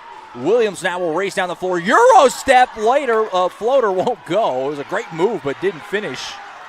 Bombers get it back. Knocks ahead to Jones. Her layup, pump fake. It'll go. You know, Williams does not need to try that type of shot right now. You need to be patient with the ball, and if you're going to go attack, shoot easy layups or kick the ball out. 30-second timeout here. Yeah, I agree. I've been that's been kind of one thing. If you were going to dock Classen in this game, especially in this fourth quarter, they've been in such a rush, it seems like, flying down the floor, taking quick shots. You got the lead with 3 minutes to go, no shot clock in high school hoops. Take your time, work the clock a little. These possessions, this has been exactly what Midwest City has needed. Every Classen offensive possession has been really quick, which if you're going to have any chance to come back, that's what you need. And they're still hanging in this thing down 10 with 3:10 to go. Not over yet. No, they need to force turnovers, and you know what? It's interesting how Jordan Hannah's seeing extended playing time right now. She's played well. Didn't play well in the first half. Yeah, she's fresh. Yeah. And Midwest City's got to try to force turnovers. They need to get the ball out of Williams and Moore's hands. And as long as Classen SAS is being aggressive, Midwest City should try to clog the paint. And the Classen SAS just needs to be patient on the other end, on their end. Comets bring it down. Here's Williams going quick again, but she will pull it up this time. Bad pass, though. It's intercepted and stolen. Jones start the fast break to the rim. Layup is good. Bombers into single digits for the first time in a long time. Just the first half, I believe. It's an 8-point game. It's the only way they can come back with because it's obviously we don't have a shot clock. They have to force turnovers, and they have been. And the Comets have taken so many quick shots. You do a quick shot and miss, that's basically as good as a turnover. 2.5 to go. Classen taking their time a little more in this possession. Oh, that was almost a turnover, almost a foul. Bad shot here by Moore. Won't go. Torrey, though, does get the rebound. Stick back attempt. That won't go. Rebound Moore again. Spin around shot. That won't go. Another offensive rebound. Comets with multiple possessions here, and they're going to slow it down and work some clock. One of the stories, offensive rebound. Oh, yeah. That's where the size is really a factor. Final 2 minutes here. Bombers have battled back. Once trailed by as much as 18. They're down 8. Bounce pass to Moore. Shot is blocked. Out of bounds. It'll stay with the Comets again. This possession's pushing a minute long. Just a whole different type of effort from Midwest City right now than what we've seen for much of this game. They're getting their hands on basketballs because they're moving their feet so well when they adjust to Classen's penetration. Williams will inbound it to Torrey, who backs it up. Off to Williams. Can Williams resist shooting quick? She's in such an attack mode all the time, which is great, except when you're trying to work the clock. Well, she's been patient this possession. Yeah, they've done a much better job working the clock here. I feel like Coach Ricky Vick maybe had a conversation with his team in that last break about this because they are working that clock down. Final 90. Paige Williams, step back jumper. Won't go. Rebound. Hannah was celebrating the stop. Almost didn't get the board, but she does get it. Here's Johnson. Bombers got to score every time down the floor. 3 ball for Downer. Clackums! It's a 5-point game on the Bobby Lewis 3 ball. The Bombers have come storming back.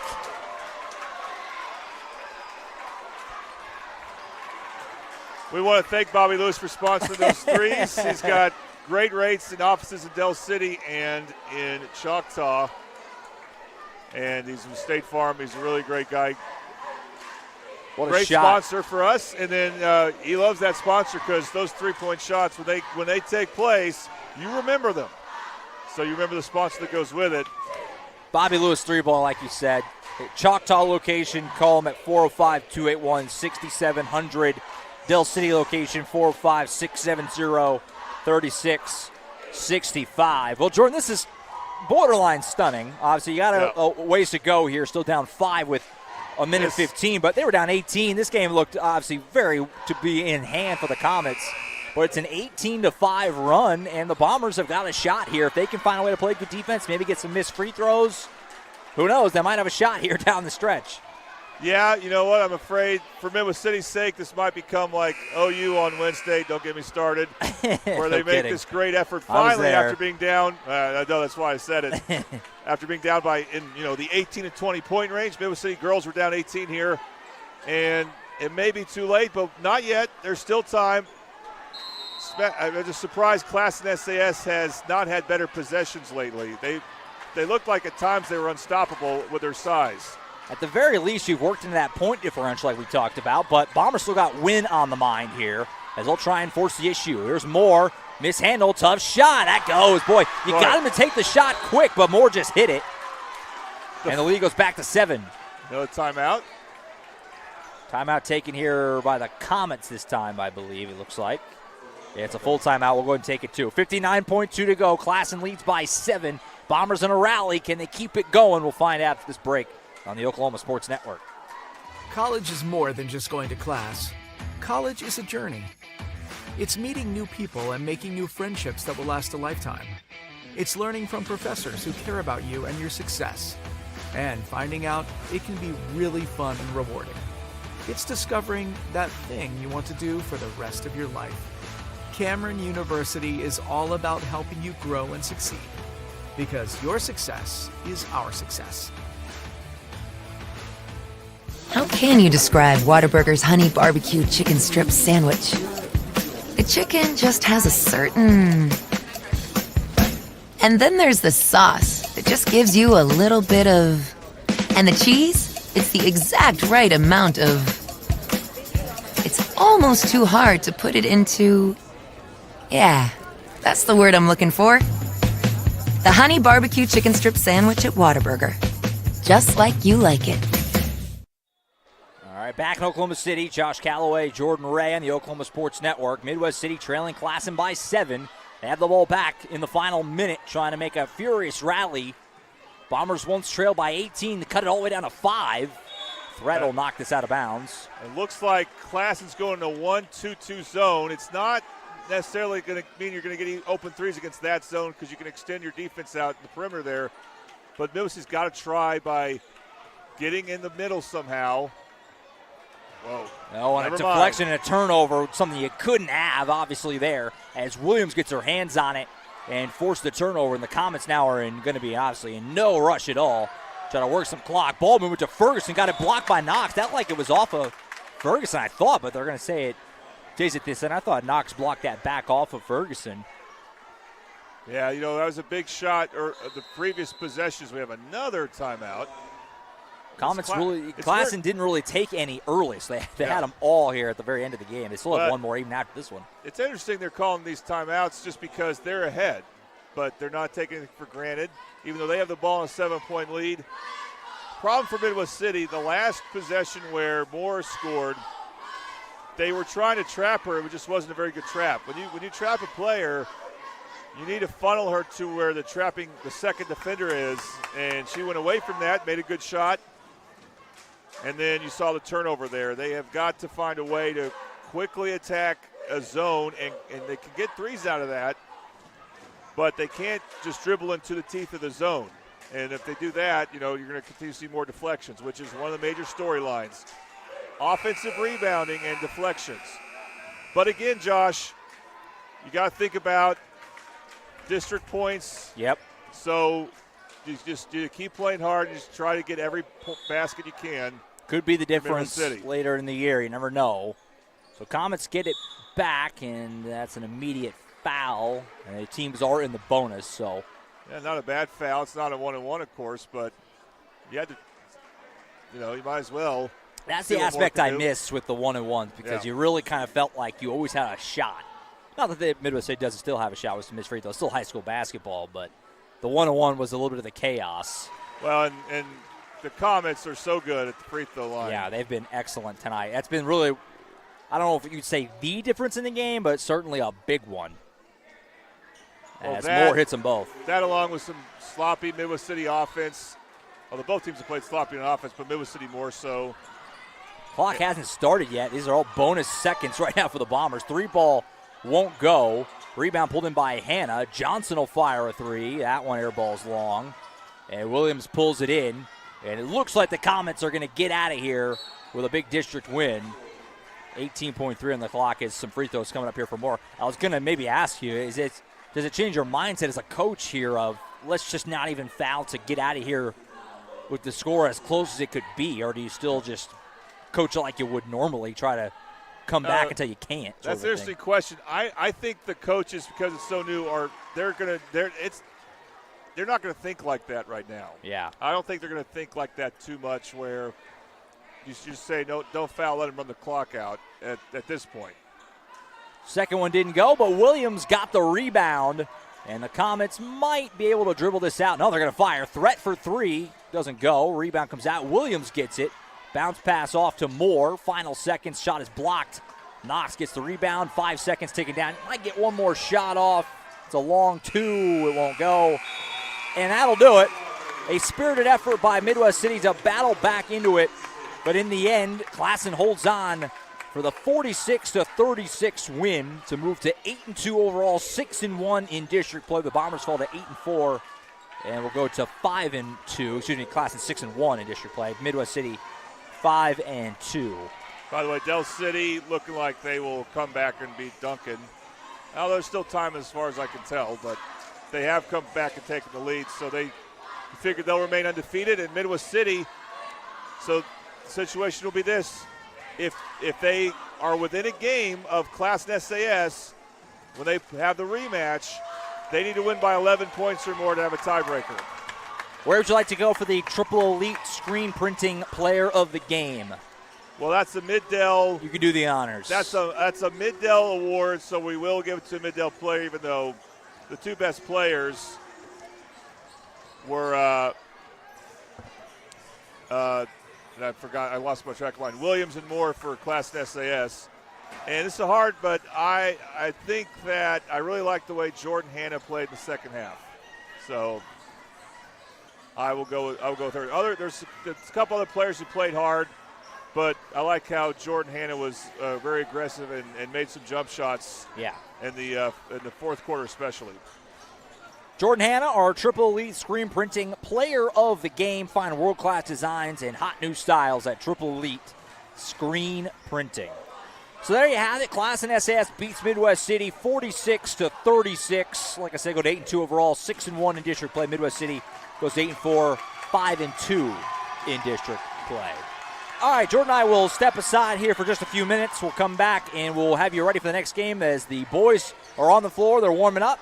Tip is set for just about 10 minutes from now, so don't go anywhere. We have another great ball game coming up for you here on the Oklahoma Sports Network as the Midwest City Bombers and the Classen SAS Comets, the boys, take center stage here in Oklahoma City. That's coming up after this break on the Oklahoma Sports Network.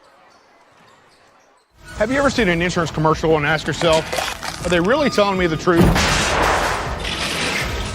Well, guess what? They're not. Somebody runs a red light and you think all of a sudden their insurance company's going to be all neighborly about it? Insurance companies aren't in the business of saving you money. They're in the business of keeping your money. So remember, save our number in your phone so when tragedy strikes, call Rob and Will.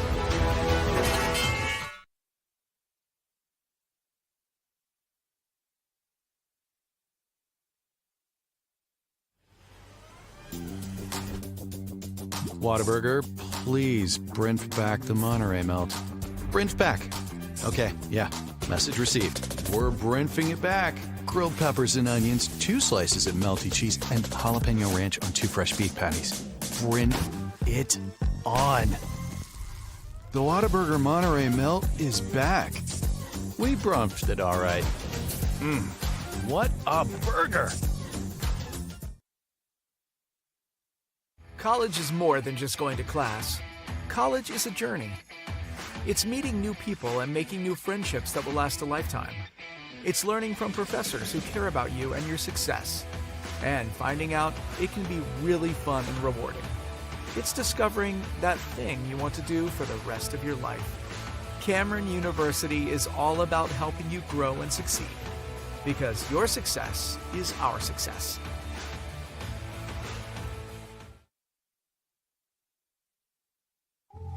The Honey Butter Chicken Biscuit at Whataburger, available from 11 p.m. to 11 a.m. Only, it's not that time right now, so it's not available. Instead, we must sit here until 11 p.m. watching footage of the flaky, crispy, buttery goodness that is the Honey Butter Chicken Biscuit. Once again, our desires are denied by, ooh, look, the Honey Barbecue Chicken Strip Sandwich. That'll hold us over till 11 p.m. What a burger.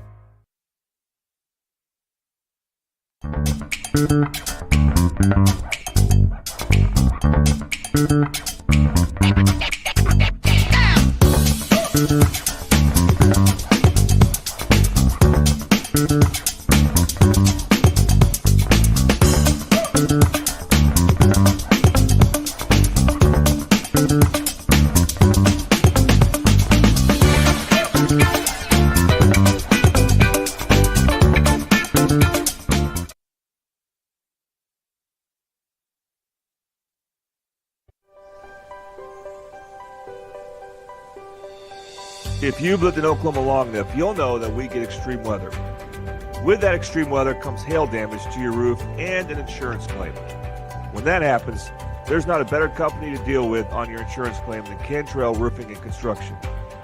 Since 1987, Cantrell Roofing and Construction has proven to be the best in the business, and always remember, got hail? Call Cantrell. Call them at 405-642-8558.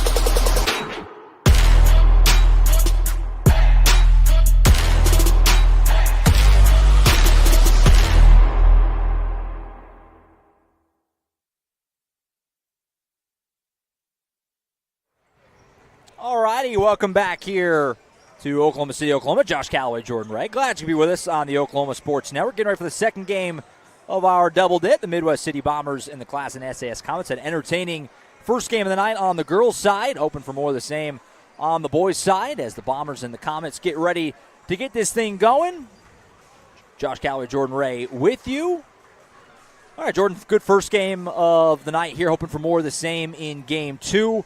Set the scene a little bit here. I mean, it kind of feels fitting in a way that my first game is picking up right where we left off. The defending 5A champs, obviously here with the Midwest City Bombers, that great run last year at the Lloyd Noble Center. Hoping for, obviously a similar success in 2025.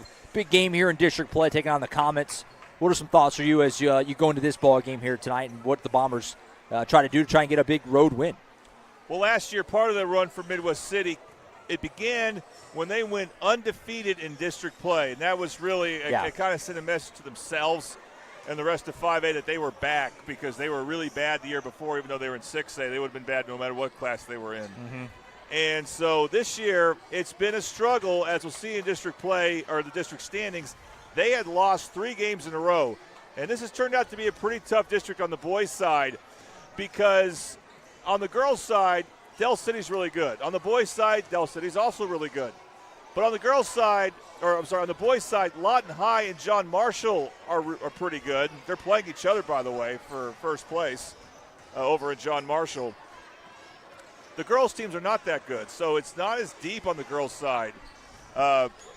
So right now, Midwest City, they're in 4th, and right behind them is Classen SAS, their opponent here. And you know what?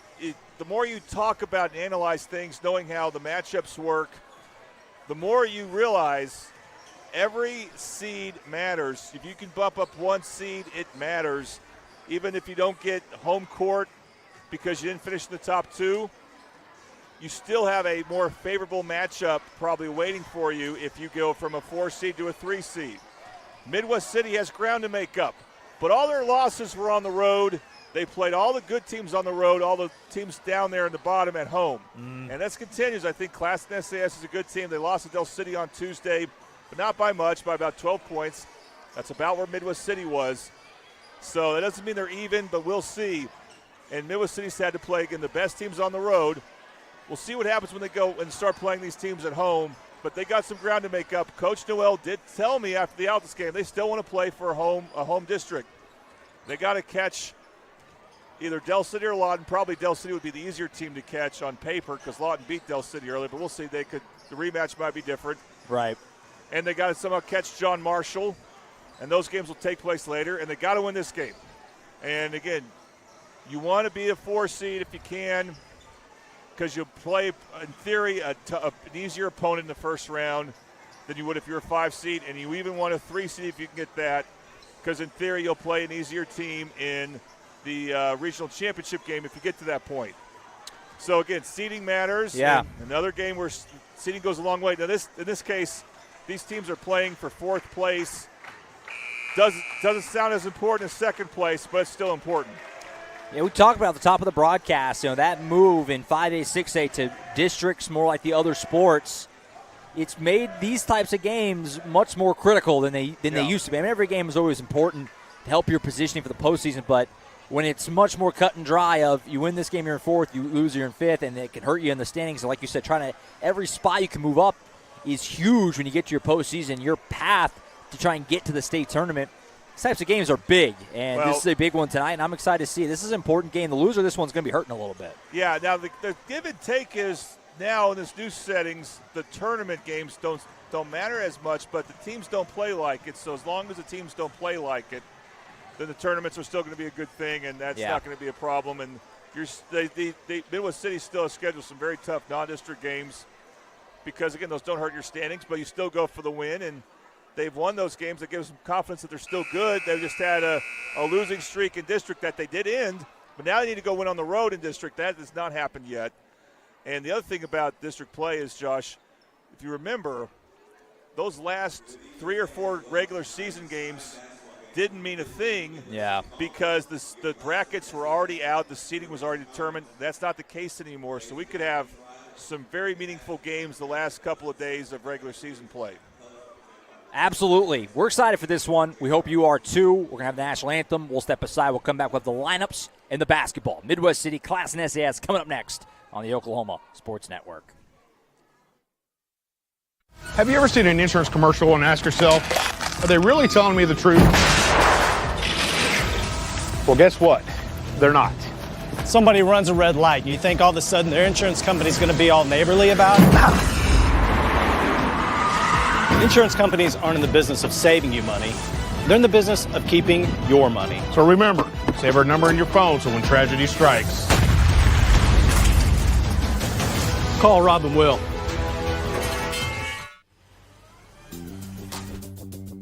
Whataburger, please print back the Monterey melt. Print back. Okay, yeah, message received. We're printing it back. Grilled peppers and onions, 2 slices of melty cheese, and jalapeno ranch on 2 fresh beef patties. Print it on. The Whataburger Monterey melt is back. We brumped it all right. What a burger. College is more than just going to class. College is a journey. It's meeting new people and making new friendships that will last a lifetime. It's learning from professors who care about you and your success. And finding out it can be really fun and rewarding. It's discovering that thing you want to do for the rest of your life. Cameron University is all about helping you grow and succeed. Because your success is our success.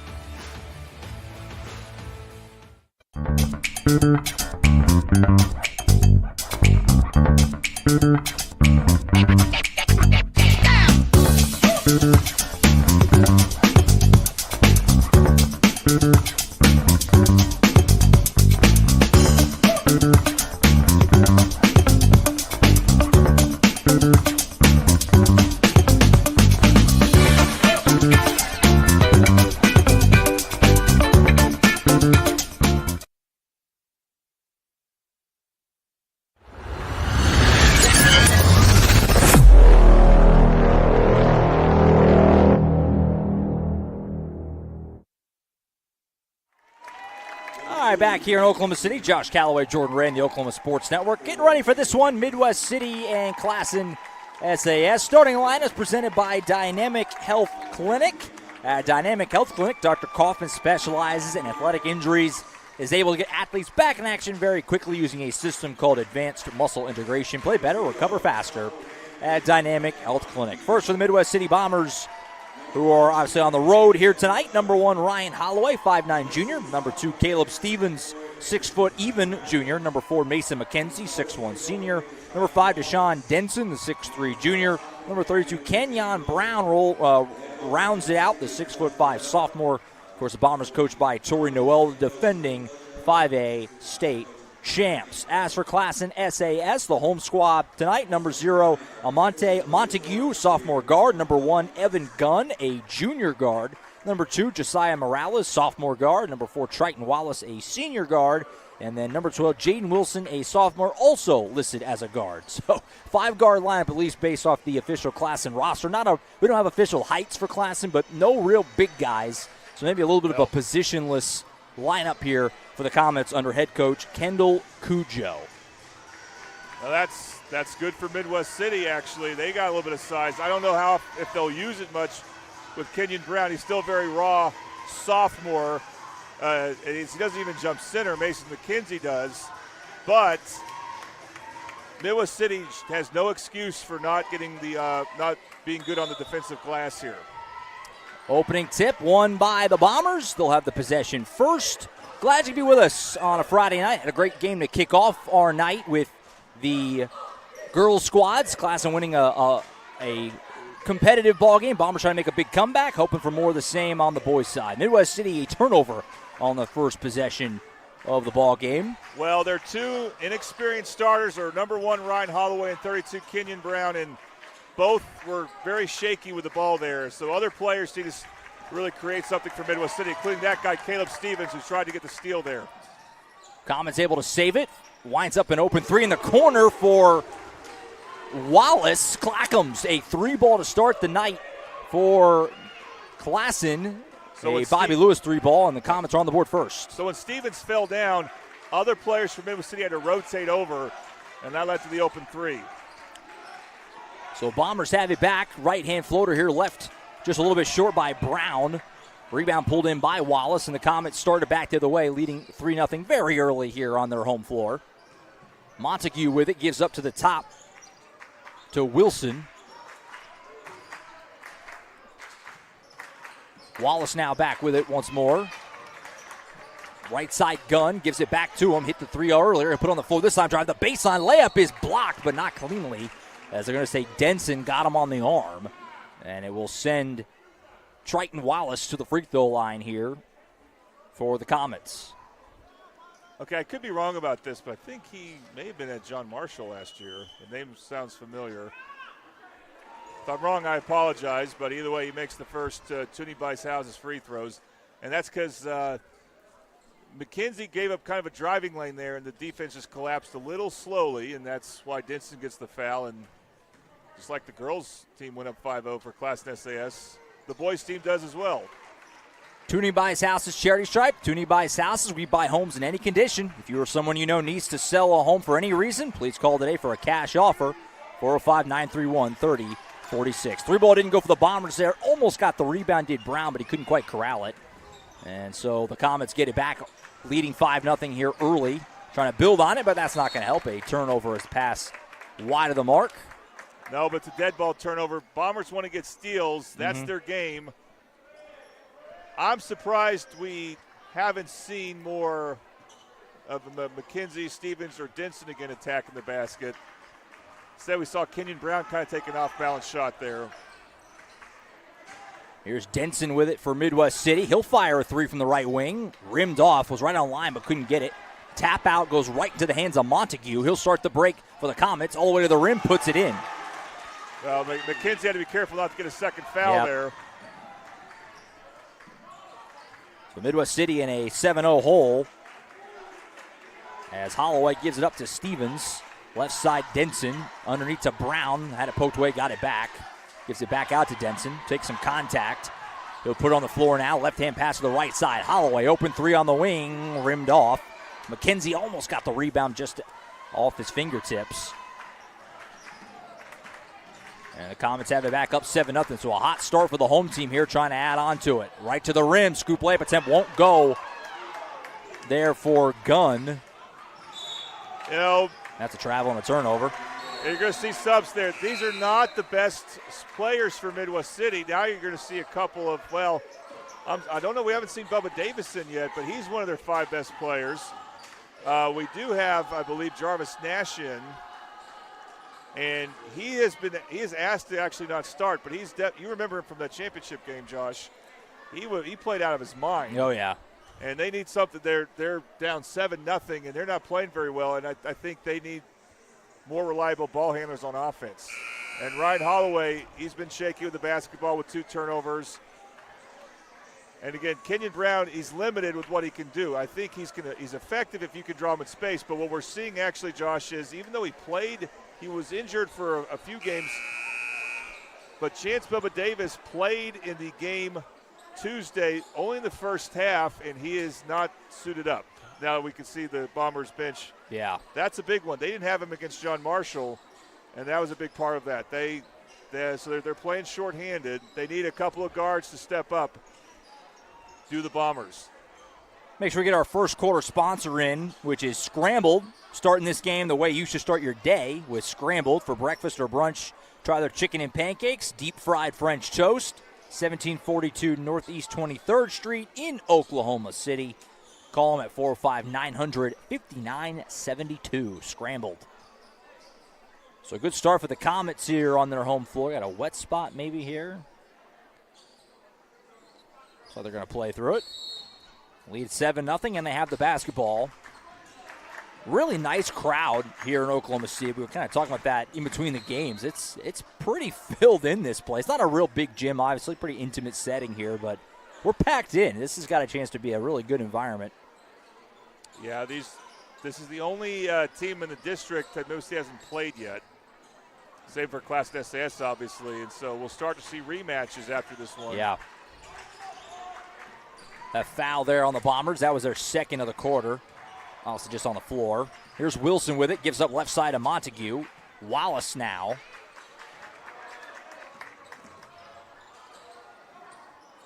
Saw Jarvis Nash go for the steal. That's what he does. Right side, Wilson again. Right-hand floater shot won't roll home. Rebound is loose, though. Pulled in by Gunn. Buys him a second chance. Montague in the corner. 3 ball for Morales. Back iron, no. Rebound, Wallace. Offensive rebounding, an X factor early for the Comets. Yeah, Bomber defenders too far to the basket on these shots. You got to seal your man, back him up when you're boxing out. Here's Morales again. Going to his left at the free throw line, had it stripped away, picked up by Denson. He takes contact. Ball's loose, though, and ends up in the hands of Gunn. Comets end up getting it back again. Morales pump fake the 3 on the baseline. Contact and a foul. That one will go on Anthony Dixon for the Bombers just into the game, number 13. He had a good game against Altus to Dixon, so if he plays well here, he's a candidate to finish this game.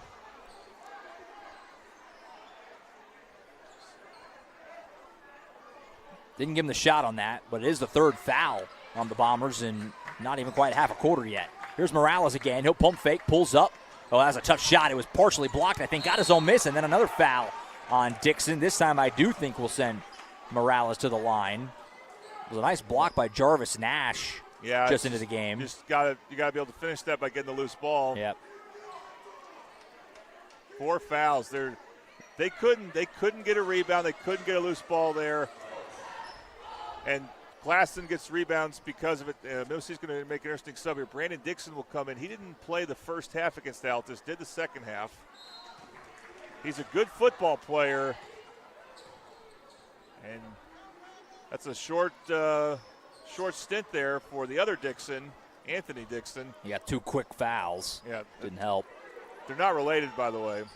Pretty sure, but I'll have to double check that. I don't think they're related. 0 for 2 trip to the line for the Comets, so Midwest City hangs on, still down 7-0. Not at all an ideal start for the Bombers, but still very early. Ball knocked out of bounds here as Stevens was driving the lane. Looked like Gunn, the one that got the hand on it. But, you need Stevens, Denson, Mason, McKenzie to try to make something happen on offense right here.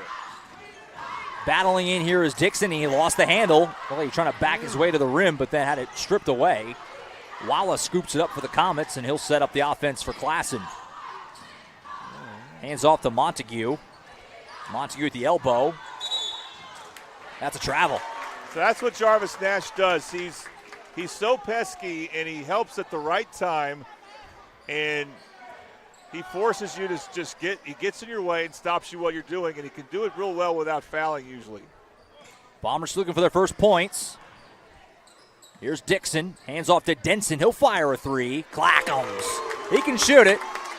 Nice look, and he knocked it down. Bobby Lewis 3-ball. He can shoot it, but he has struggled shooting on the road away from Jay Sutton Fieldhouse.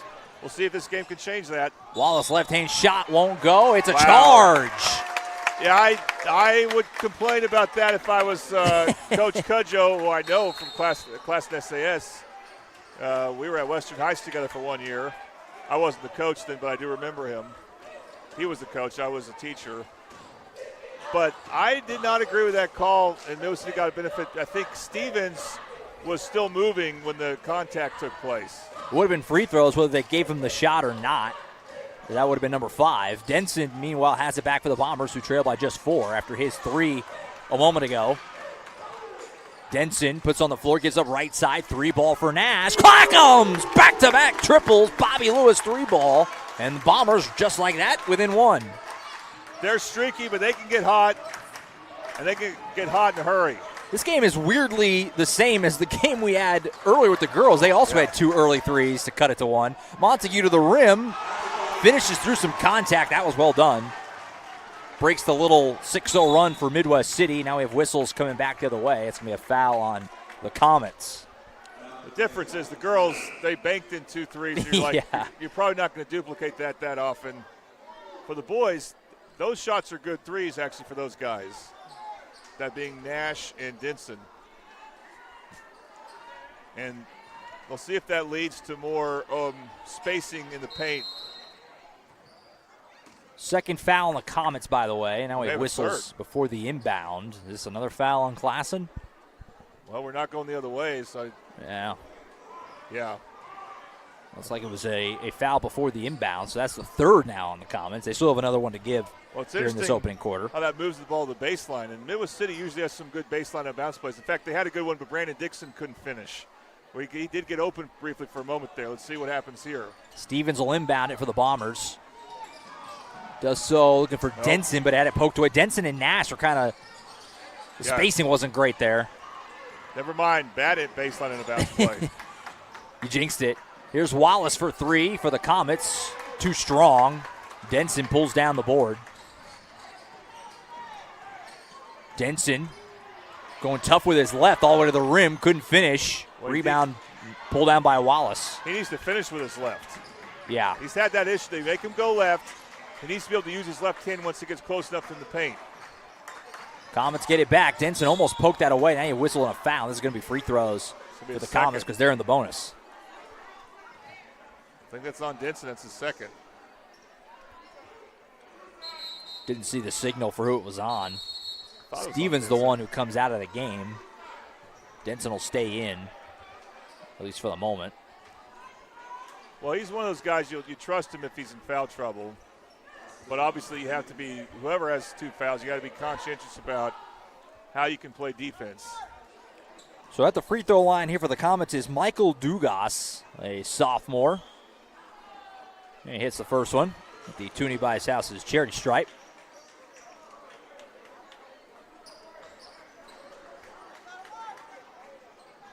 Now Denson's coming out. This is Denson and Stevens come out.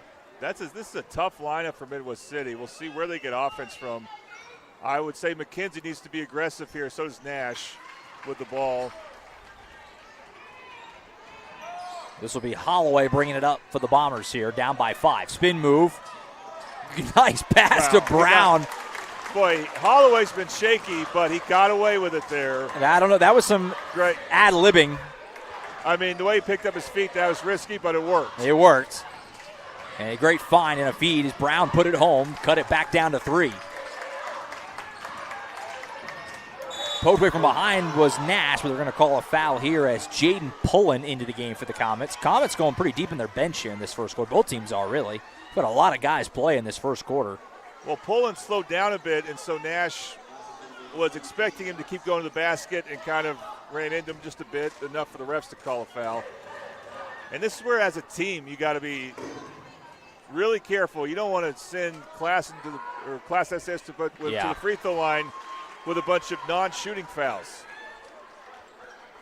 Yeah, in the bonus, obviously before that last foul even, so getting lots of trips to the line in this opening quarter. The Toonie by South's charity stripe. Second one on the way is up and good as well.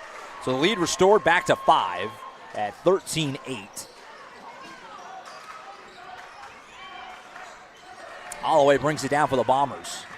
Bounce pass to the cutting Nash, kind of shoe-shined him. And a tie-up, and the arrow will give it over to the home team. So a turnover there. When you run these backdoor plays, as both the passer and the guy who catches the ball, you have to make sure that the pass is catchable and you're ready for a low bounce pass if you're catching it or trying to. Pulling with it as we go in the final minute. Lost his handle, and Nash scooped it up. Start the break for the Bombers. Jarvis Nash to the rim. Layup attempt, no. Putback, Dixon, no. Brown, though, gets the rebound. His putback is good. You know, it's not pretty, but Kenyon Brown finishes around the basket real well. And sometimes I watch him like, how'd he do that? But he does it there. Bombers back within 3, doing a good job after the early kind of barrage in the hole. And we're going to have another foul on the Bombers. So here you go, more free throws coming for the Comets on, like you said, not a shooting foul, which hurts you. That's a tough one.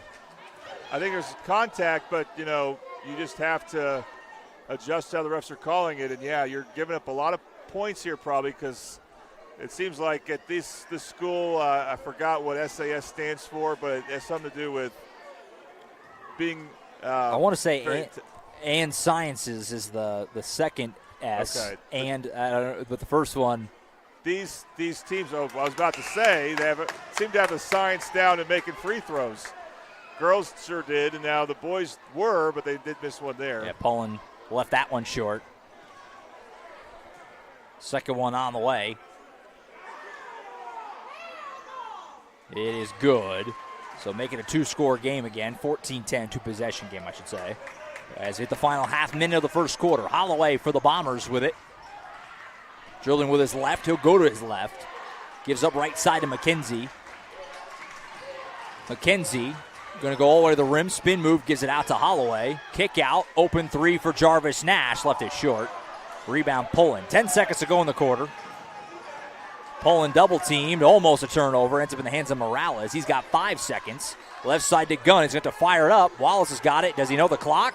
He does. He'll fire one up, and it's no good off the back iron. So an entertaining first 8 minutes results in the Comets holding a 14-10 lead after 1. You're watching high school basketball on the Oklahoma Sports Network.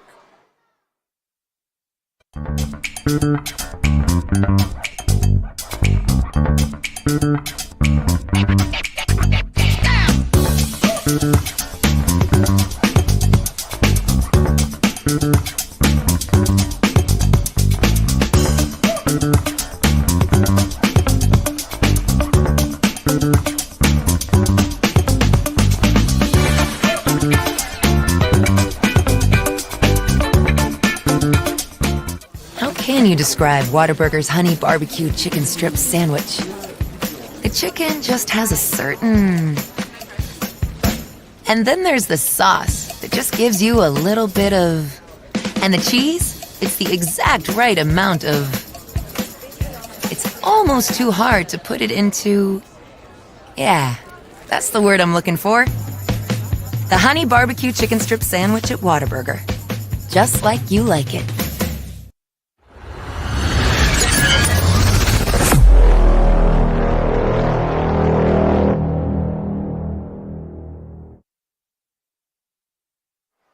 Back to Oklahoma City, Josh Calloway, Jordan Ray on the Oklahoma Sports Network. Second quarter.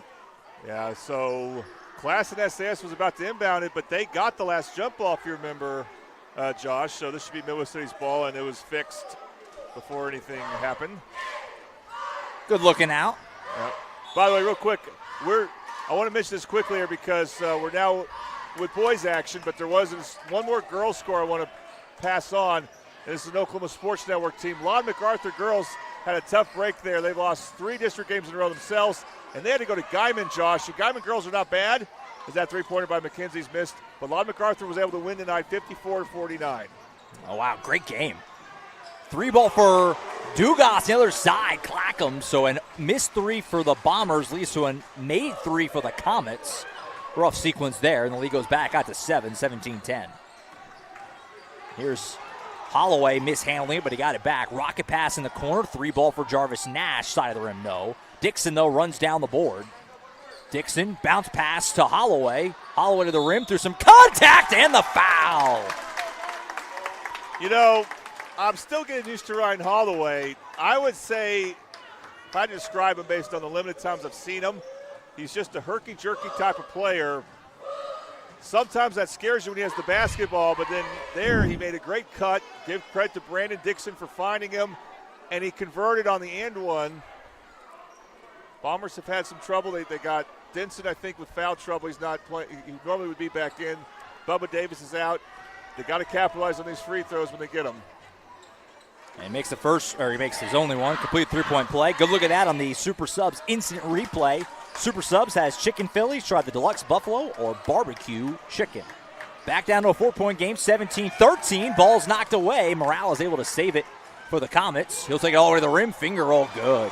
See, this is Midwest City's trying to force steals. They're getting close, but they get deflections, and they don't finish the possession. Or they don't get the ball back. And Stevens almost had a steal and a score. Instead, it was an easy layup for Classen SAS. And now Denson will come back in. No, he won't. He might be about to come back in. He's going to get some instructions from assistant coach Dwayne Bradley. It's 2 early fouls in this second quarter on Classen. And as you said, Denson back in the game, trailing by 6. I think Classen's going 2-3 zone. Now you really got to try to find ways to get Denson open from 3. Got to get him away from the ball first. Dixon gives it up left side to Stevens. Stevens in the corner to Denson, back to the top. Around the horn in the corner, Nash underneath to Brown. Good ball movement leads here to Dixon all the way to the rim, and he's swatted just into the game for the Comets as the ball movement leads back to Brown, who misses the bunny. Knocked around, Stevens almost had it. That was Brian Shine, a sophomore guard, who came in and just swatted that thing. A missed shot there, though, for the Comets. Leads to a break for the Bombers again. Denson to the rim, can't get it to go. And it's a charge on Denson. That's his third. I mean, when you're in foul trouble, you got to pull up. He's motioning to Coach Noel not to take him out. Yeah, it is. He's not going to win that argument. If you got 2 fouls in the first half, why are you taking all the way to the basket there? You're good enough of a shooter to pull up and bank it in off the glass. Now Memphis City's going really deep into their bench. I was about to say the same. You got DeMario Jones, a 5'11 senior, number 10 in there, as well as Kalen Jenkins, a 5'11 junior, into the game. So guys that we have not yet seen playing now with Denson, those 3 fouls. Morales right side to Gunn. Still just a 6-point game, but hasn't really been an ideal start to this thing for the Bombers in a few ways. Here's Dugas with the ball. He hit a 3 earlier. Being hounded by Jarvis Nash. Picked up his dribble. He's got nowhere to go. Able to get rid of it to Shine. Brown hounding Shine. Good pass to the cutting Dugas. Contact couldn't get to go. That's good defense by Jenkins there. So Bombers do some good stuff on D despite some reserve guys in the game. Brown to the rim through some contact in the finish. It's like I said, I don't know how he makes these, but he does. He did miss well one earlier, but that was not an easy shot to make. Well, a lot of contact there. And now we have contact here as a foul on the Bombers again. That'll be their second of the quarter. I think that was Jenkins who got dinged with it, number 15. Yeah. Jenkins just needs to make sure he cuts off that sideline. I'll say this, one player needs to step up for the Bombers is Stevens. Caleb Stevens needs to get going on offense. Bombers going with a 3-2 zone here. Morales left side almost stolen by Nash. Gunn able to pull it in. Gives it up, back to Morales. He'll fire a 3, Clackham's. How many times does Midwest City almost get the steal and they don't, and Classen SAS scores? It's happened 3 or 4 times. Bobby Lewis 3-ball pushes it back to 7. Feel like the Comets come through with a few really big shots when they felt like the Bombers had some momentum. As Gunn's going to just rip this away from Brown. Arrow goes to the home squad, so that's a turnover. Yeah, if you're going to put the ball on the floor when you're 6'6", you have to chin it quickly as you're taking a big risk. It would have been better if he just went up for the shot, talking about Brown. So Classen gets it back up by 7. Gunn off to Morales. Comets catching their breath a little bit here.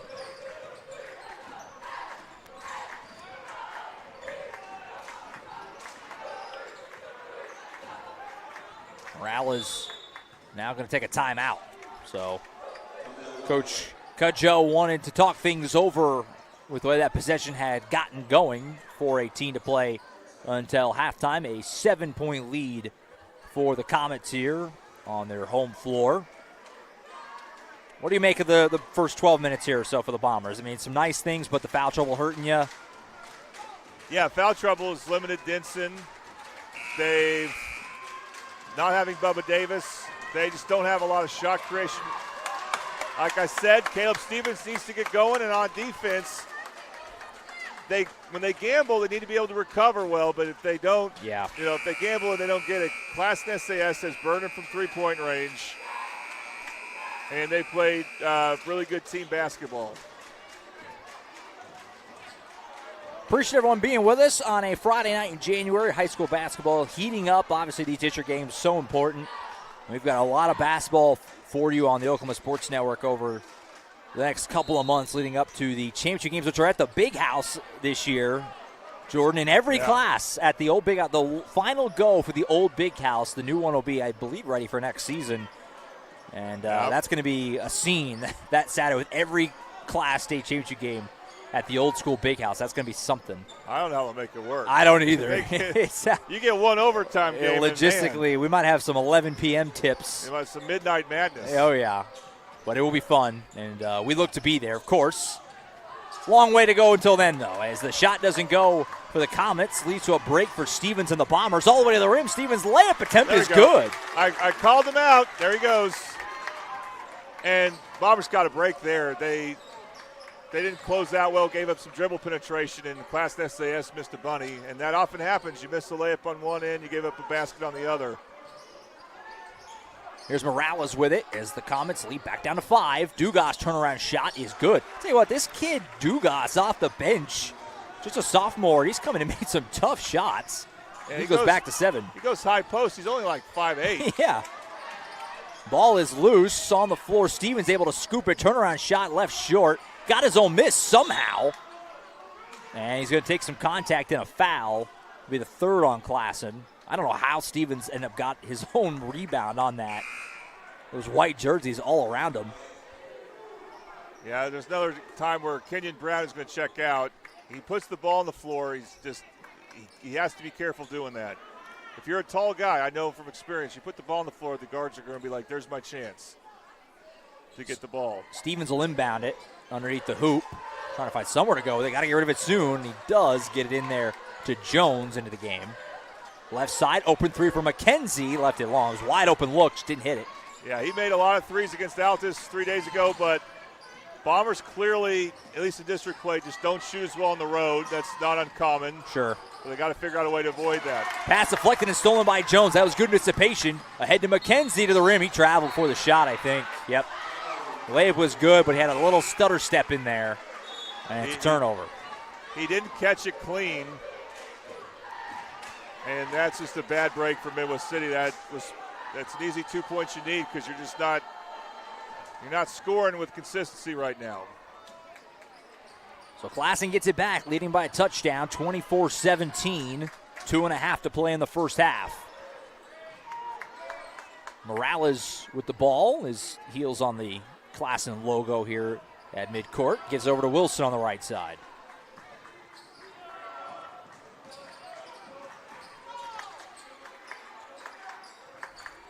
Comets in no big hurry on this possession.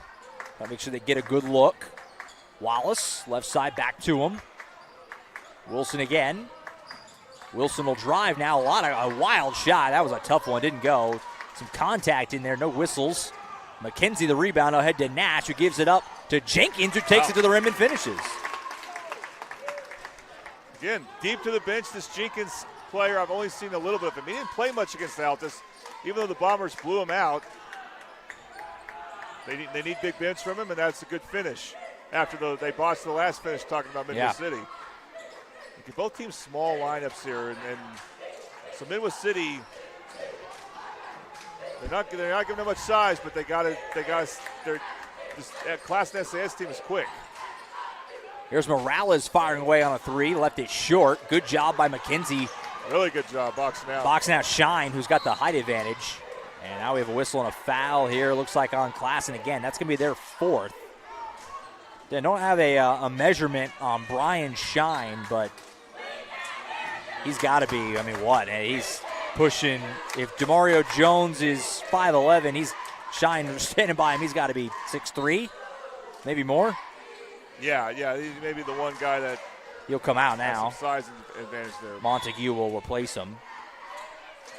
Stevens will do the inbound for the Bombers. Gets it into Nash, whose shot is blocked. Oh, they're going to call a foul on Wallace. Well, the ref made the motion that he got hit in the forearm, and I think he's right. So, yeah, there was a lot of ball there, but it wasn't just a lot of ball. So the foul sends Nash to the line. He could pull the Bombers within one possession here at the Toonie by South's charity stripe. Good start as the first one rolls home.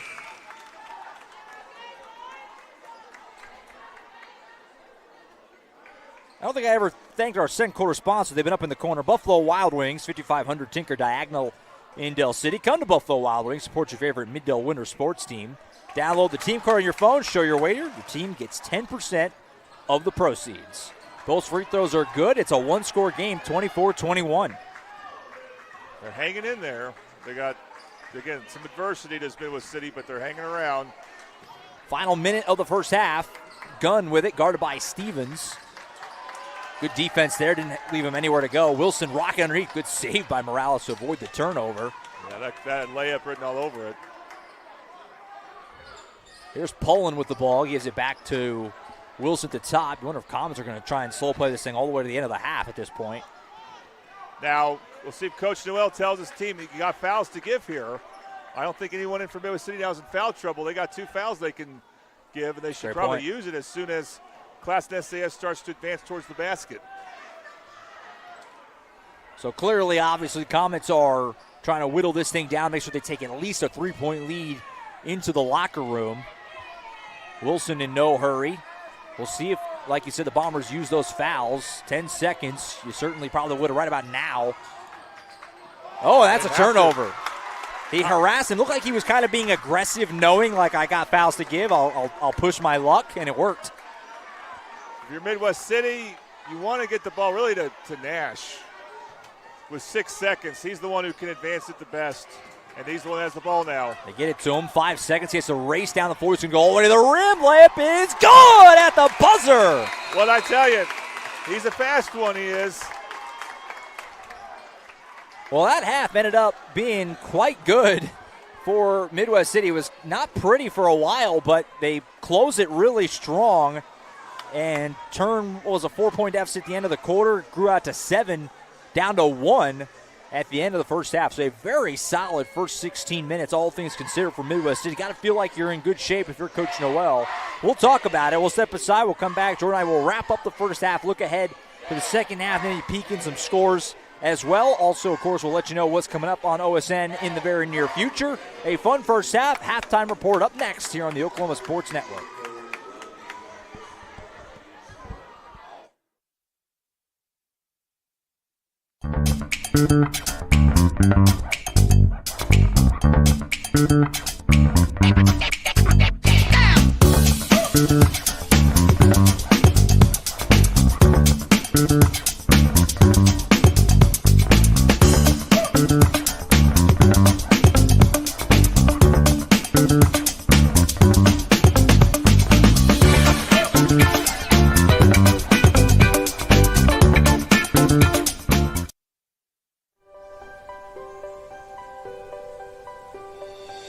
If you've lived in Oklahoma long enough, you'll know that we get extreme weather.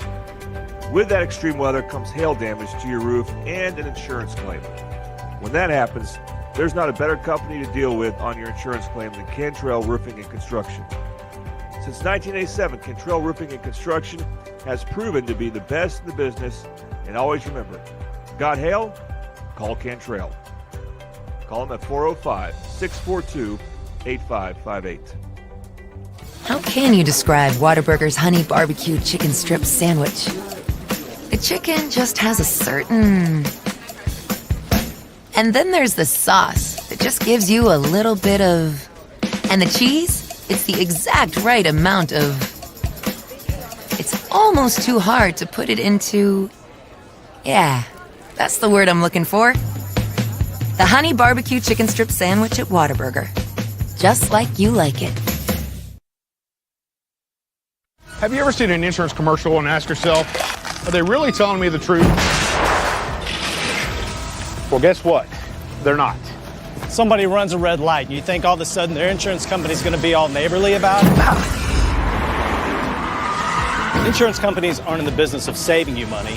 They're in the business of keeping your money. So remember, save our number in your phone so when tragedy strikes, Call Rob and Will. College is more than just going to class. College is a journey. It's meeting new people and making new friendships that will last a lifetime. It's learning from professors who care about you and your success. And finding out it can be really fun and rewarding. It's discovering that thing you want to do for the rest of your life. Cameron University is all about helping you grow and succeed. Because your success is our success.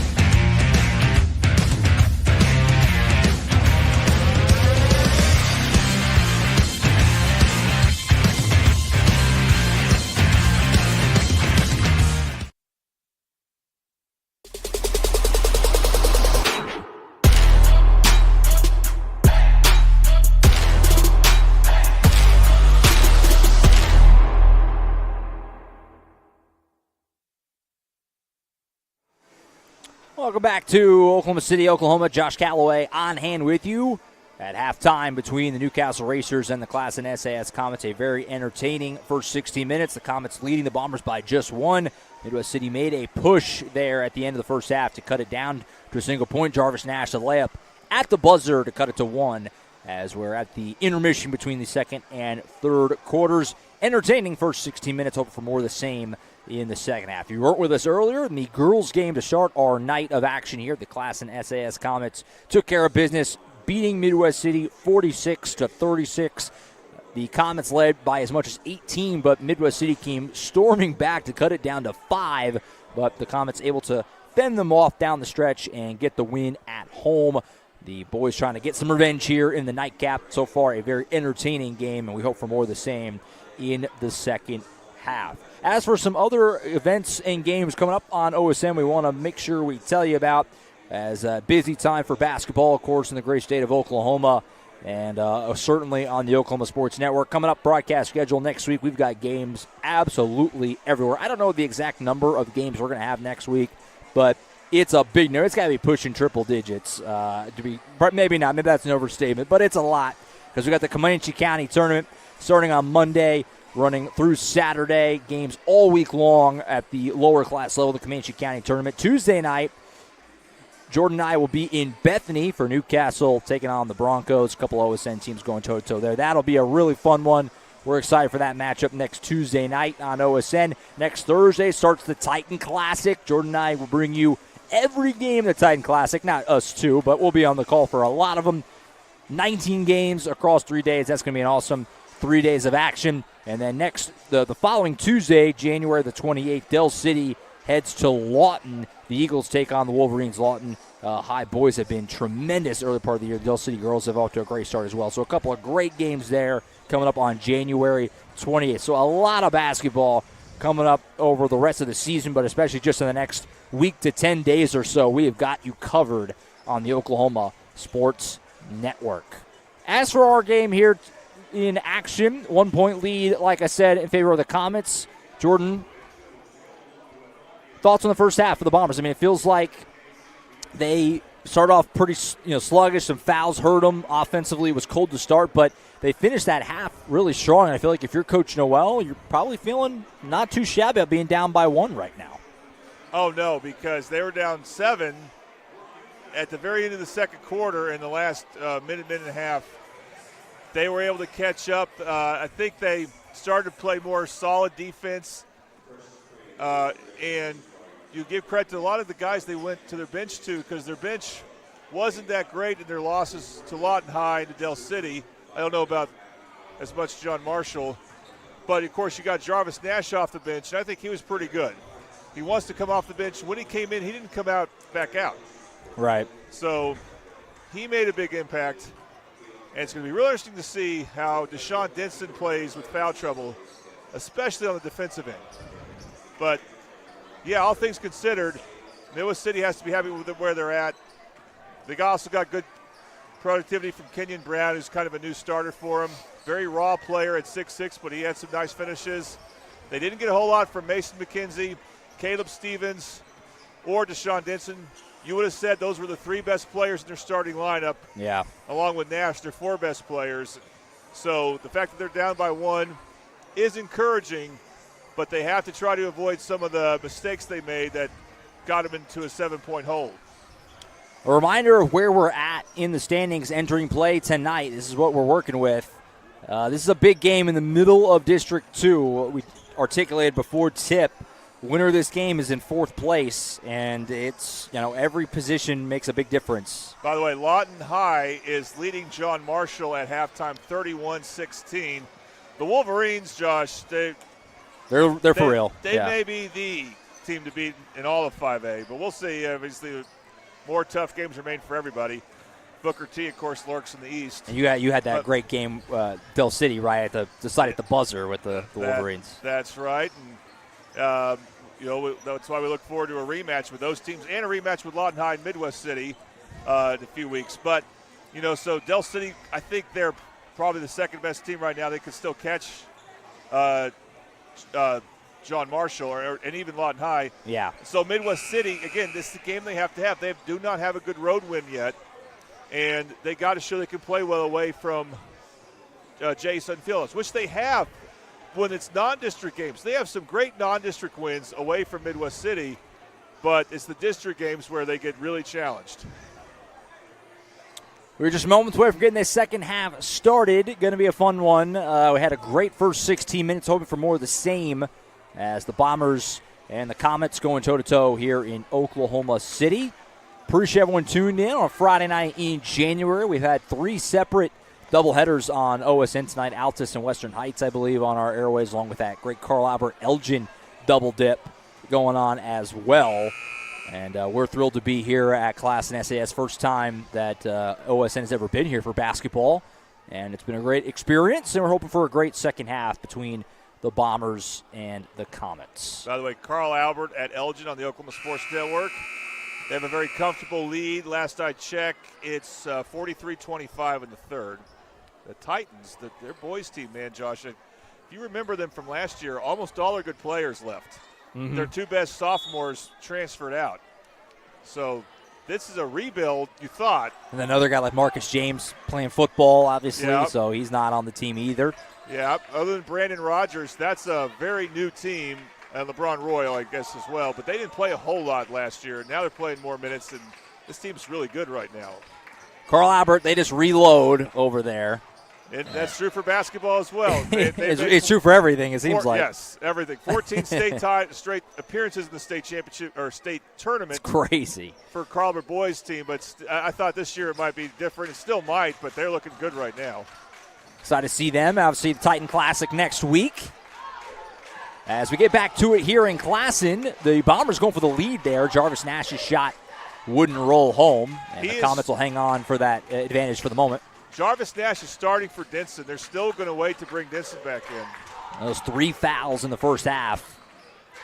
Nash with a rejection right there. Boy, he is such a hawk on defense. He's playing some great ball right now in this first half in change.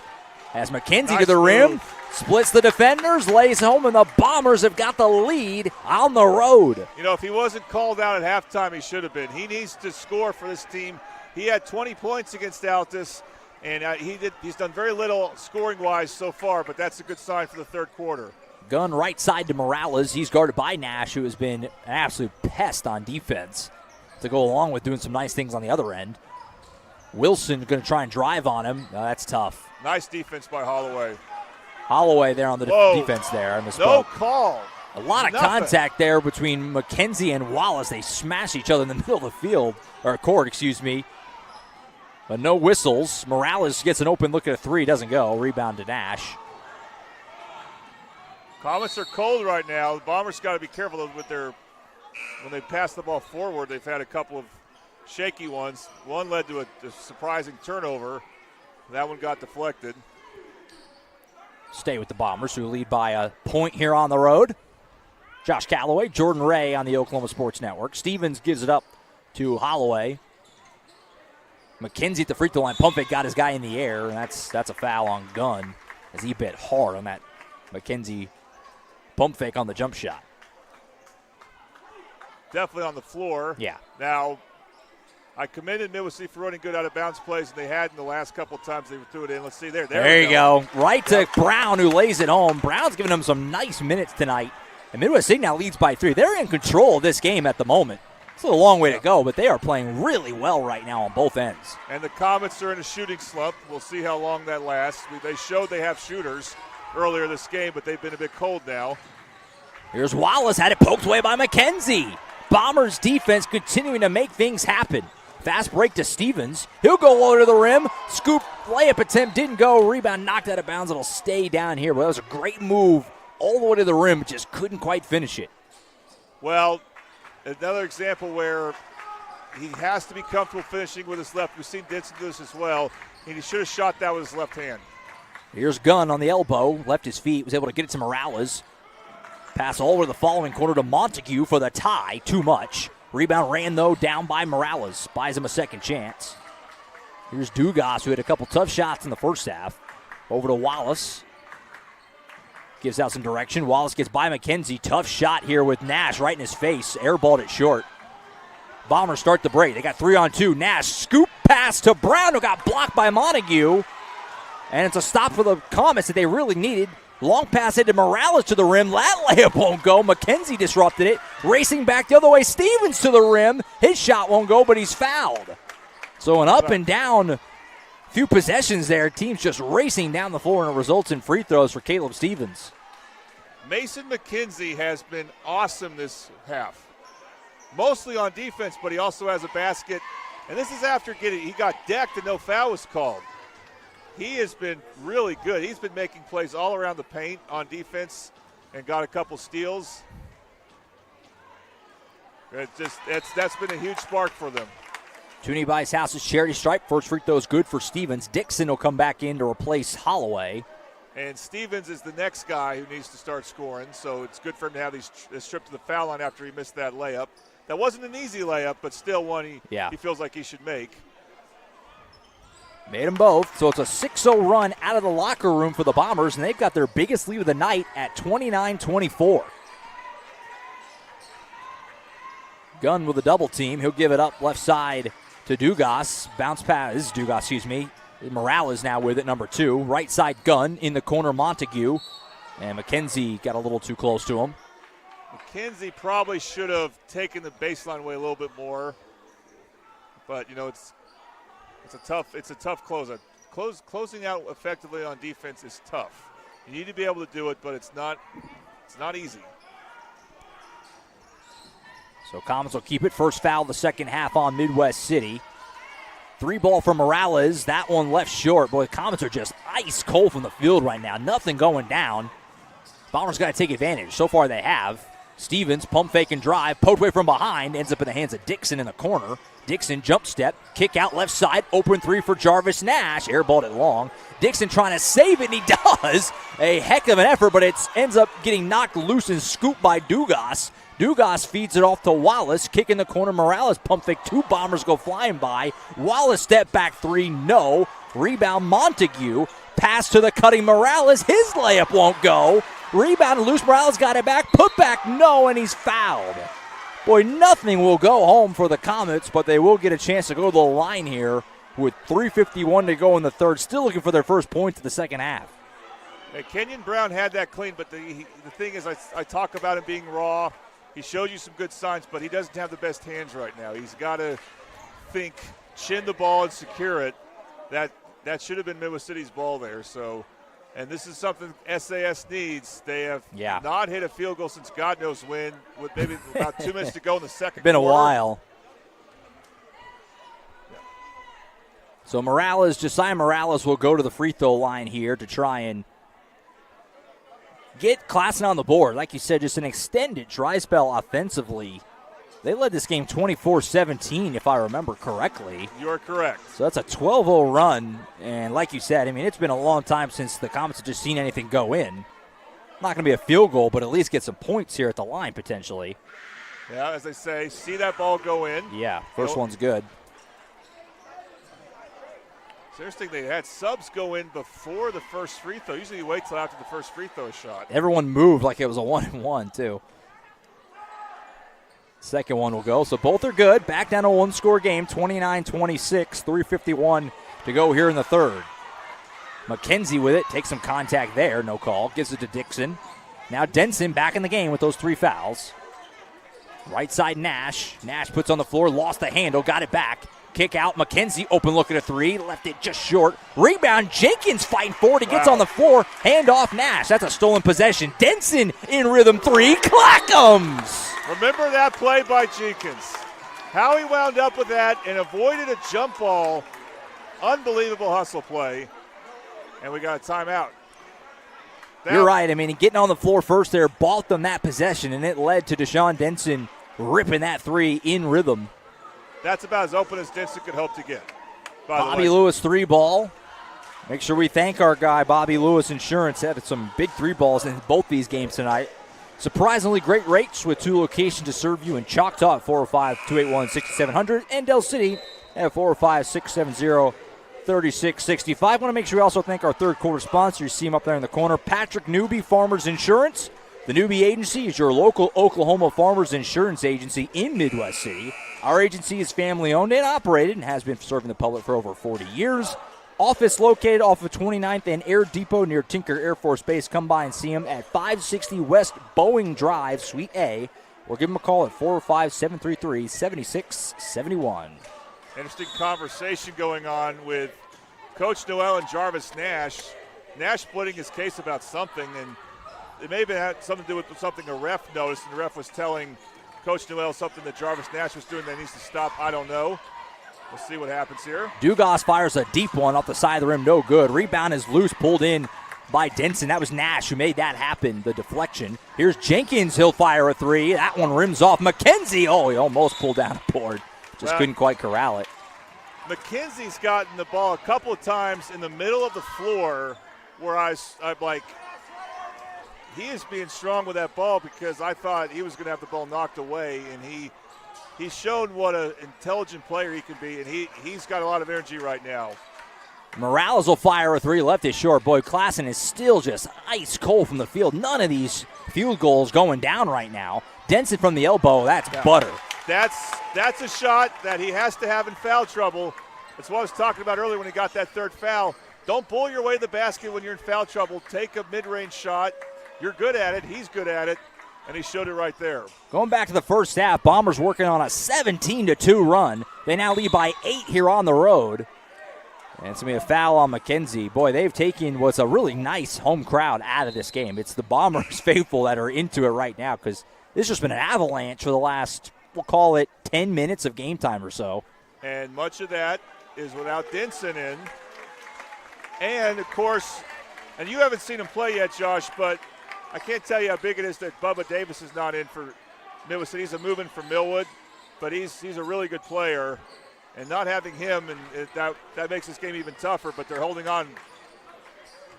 Here's Montague in the corner trying to get some room off of Dixon, having a hard time. He picked up a dribble, nowhere to go. Gets to Morales, who gives it back. He'll go back to him. No, it's deflected and stolen. I think Nash again was the one who got the hand on it. He's got the ball here. Spin move in the lane. Circus layup won't go, but he draws contact and the foul. Jarvis Nash, whatever he does fast. He's not, I wouldn't call him smooth at all with the ball, but he is fast. He's making things happen right now. As Classen's just searching for answers offensively. So to the line, the Toonie Bice House's charity stripe is Jarvis Nash, who could make this a 10-point lead if he hits them both. Got the first one. Amazing how quickly this has changed. But also not quickly. I mean, this has been a sustained run of dominance, like I said, since about the midway point of the second quarter. And, it's come mostly with them just playing really hard on defense. Yep. And we've said it before, Coach Noel went deep to his bench, and those guys responded. This has been the best I've seen Midwest City's bench play when they needed it. They got it. So far, of course, there's still a lot of time left. Still ways to go. Second free throw didn't go, so the lead holds at 9 for now, 35-26. Here's Morales with the ball for the Comets. Tried to give it up to Wallace, but again, there's Jarvis Nash, who's just been everywhere. I feel like there's 5 of them out there.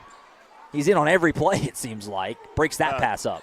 And you remember him doing that against Booker T in the championship game, yeah, Josh. He played huge minutes in that game. The energy he has on defense is unbelievable. Here's Pullen with the ball for the Comets. Sort of drive, then backed it out to the left side. Dugas gives it up back to Pullen. He'll fire a 3. Clackham's. Boy, the Comets needed that in the worst way. Their first field goal of the second half. In a way, it's kind of fortunate that they're only down 6 after that, given that fact. Well, what happened is a player from Classen SAS cut to the basket. 2 Bombers went with them, and they left Pullen wide open for a 3. Denson with the ball being hounded by Morales. Trying to get around him, but he had it poked loose. Pullen scoops it. Long pass headed to Morales. He'll go to the rim. Blocked by Nash. And it landed on Morales, who was laying on the baseline. It's a turnover. Taking a look at that on the Super Subs instant replay. You got to see that again. That was tremendous. Now it looks like they're going to call foul. That's too bad. My. That was a lot of effort. We are in the Midwest City side of the court, too. Bleachers. It's the road bleachers. So the free throw, first one no good from Morales. I thought that was a clean block in live, not that we're down on the court by any means. Well, it wasn't the near ref who called the foul either, but I'm not going to say it was definitely wrong. First one no good for Morales. I'm just going to say we appreciate Toonie Bice Houses for sponsoring free throws. Second one good, so a split trip there. So it's a little 4-0 burst for the Comets. Stevens pass to McKenzie. Oh, he missed the layup. He was right at the rim but didn't finish. Gunn gets the board. 30 seconds. He'll go to the rim. Left-hand shot, no. Rebound is loose. Stolen away by Dugas. Turnaround shot won't go, but he's fouled. So Classen just kind of working their way back in it here, and they got a chance to get it back to one possession. Rough go at it for Caleb Stevens. Again, he had that rebound, and it was going to be an easy layup potentially for Midwest City, although they already missed one of them. So they got to end this quarter with a good possession because, Classen SAS, they're getting back into it with some real hustle plays. They're starting to speed things up. First one up and good.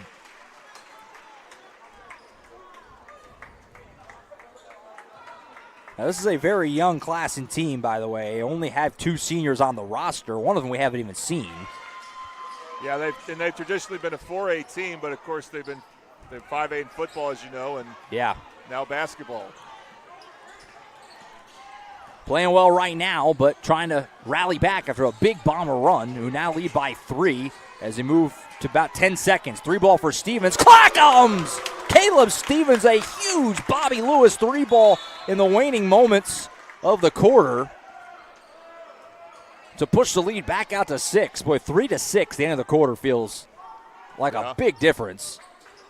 Gonna have to go quicker to get a shot off. Dugas lost it, picked up by Nash, and he's not gonna quite get it off. It didn't roll home anyway, but it wouldn't have counted. But that ends what was a tremendous quarter for the Bombers. They outscore Classen 15-8 in the quarter and take a 6-point lead onto the fourth. I got to say something real quick. That gamble was incredible because if they committed a foul, that would have been free throws for Classen at the other end, and they avoided it somehow. So break for them that they even got that steal. Stick with us. Fun fourth quarter on the way. Bombers lead by 6. We head to the final frame on the Oklahoma Sports Network. How can you describe Whataburger's honey barbecue chicken strip sandwich? The chicken just has a certain... And then there's the sauce that just gives you a little bit of... And the cheese? It's the exact right amount of... It's almost too hard to put it into... Yeah, that's the word I'm looking for. The honey barbecue chicken strip sandwich at Whataburger. Just like you like it.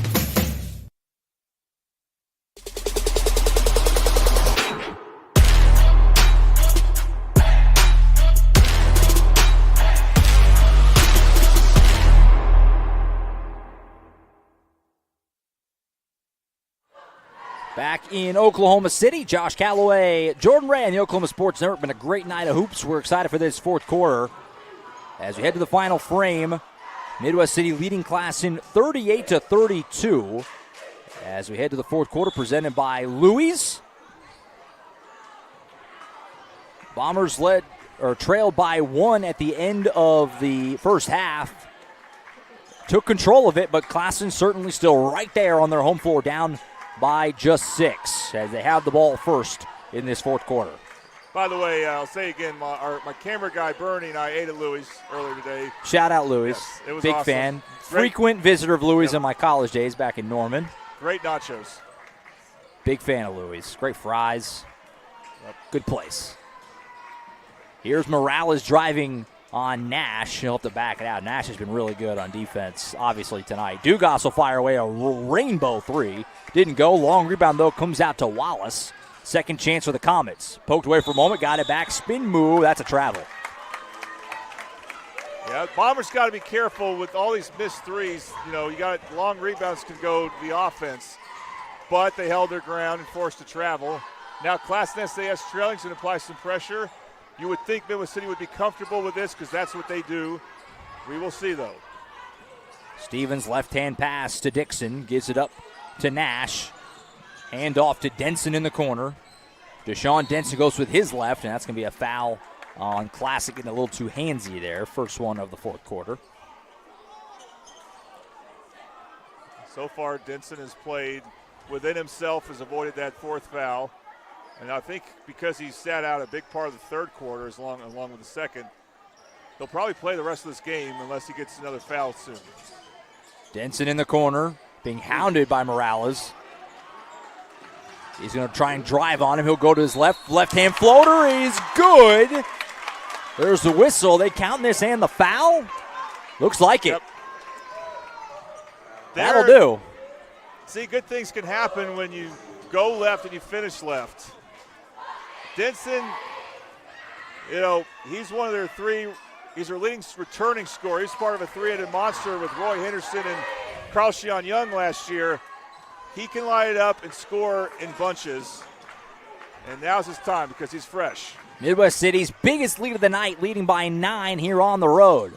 Wallace on the left wing. Comets still have plenty of time. They got to make a move. Here's Wallace, turnaround shot. That's a travel before. And Classen has just not been buttoned up in this second half. Another turnover there. You can see some frustration on the player's face. No, but Midwest City shows that when they're on, they fly all over the place on defense. Oh, the Bombers' defense is definitely frustrating them. No doubt about that. That just means recovering in the paint when you see them go inside. You have a defender there to meet the pass, and that helped force that travel. Nash gets it off the inbound. He'll hand it off to Stevens. Had it poked away from behind, and it does a great job to hustle and save that. Nash, and hand it back off. The Bombers certainly, as we always kind of say in these spots, God can mean any rush. You work that clock, that's good for you right now. The clock, your friend. Denson, pump fake once. Gives it up, McKenzie, open 3 on the wing. Side of the rim, no good. Stevens, one aboard. Turn around, he just mishandled it. Just slipped out of his hand after that great offensive rebound. He's had a bit of a rough game on offense converting, but they need him. He's definitely one of their 3 or 4 best players. Dugas from way deep, Clackums. Boy, off the bench, Dugas has been more than willing to fire away from deep, and he hits a big one there to cut the lead back down to 6 with 5:42 to play in the ballgame. Timeout on the floor. We'll take it to fun one here. Classen and Midwest City going down to the wire in OKC.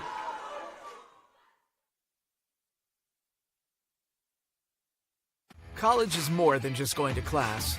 College is a journey. It's meeting new people and making new friendships that will last a lifetime. It's learning from professors who care about you and your success. And finding out it can be really fun and rewarding. It's discovering that thing you want to do for the rest of your life. Cameron University is all about helping you grow and succeed. Because your success is our success.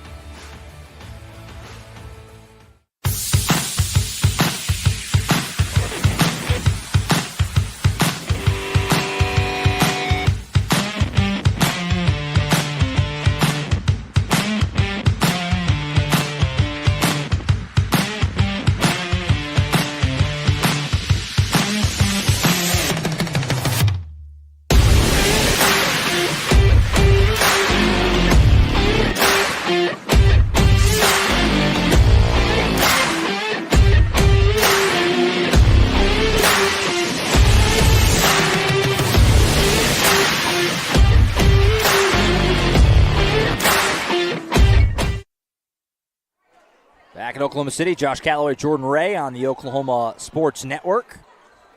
5:42 to play in this one. Midwest City leading Classen SAS by 6. Nash will inbound it for Midwest City over to Dixon, who gives it right back.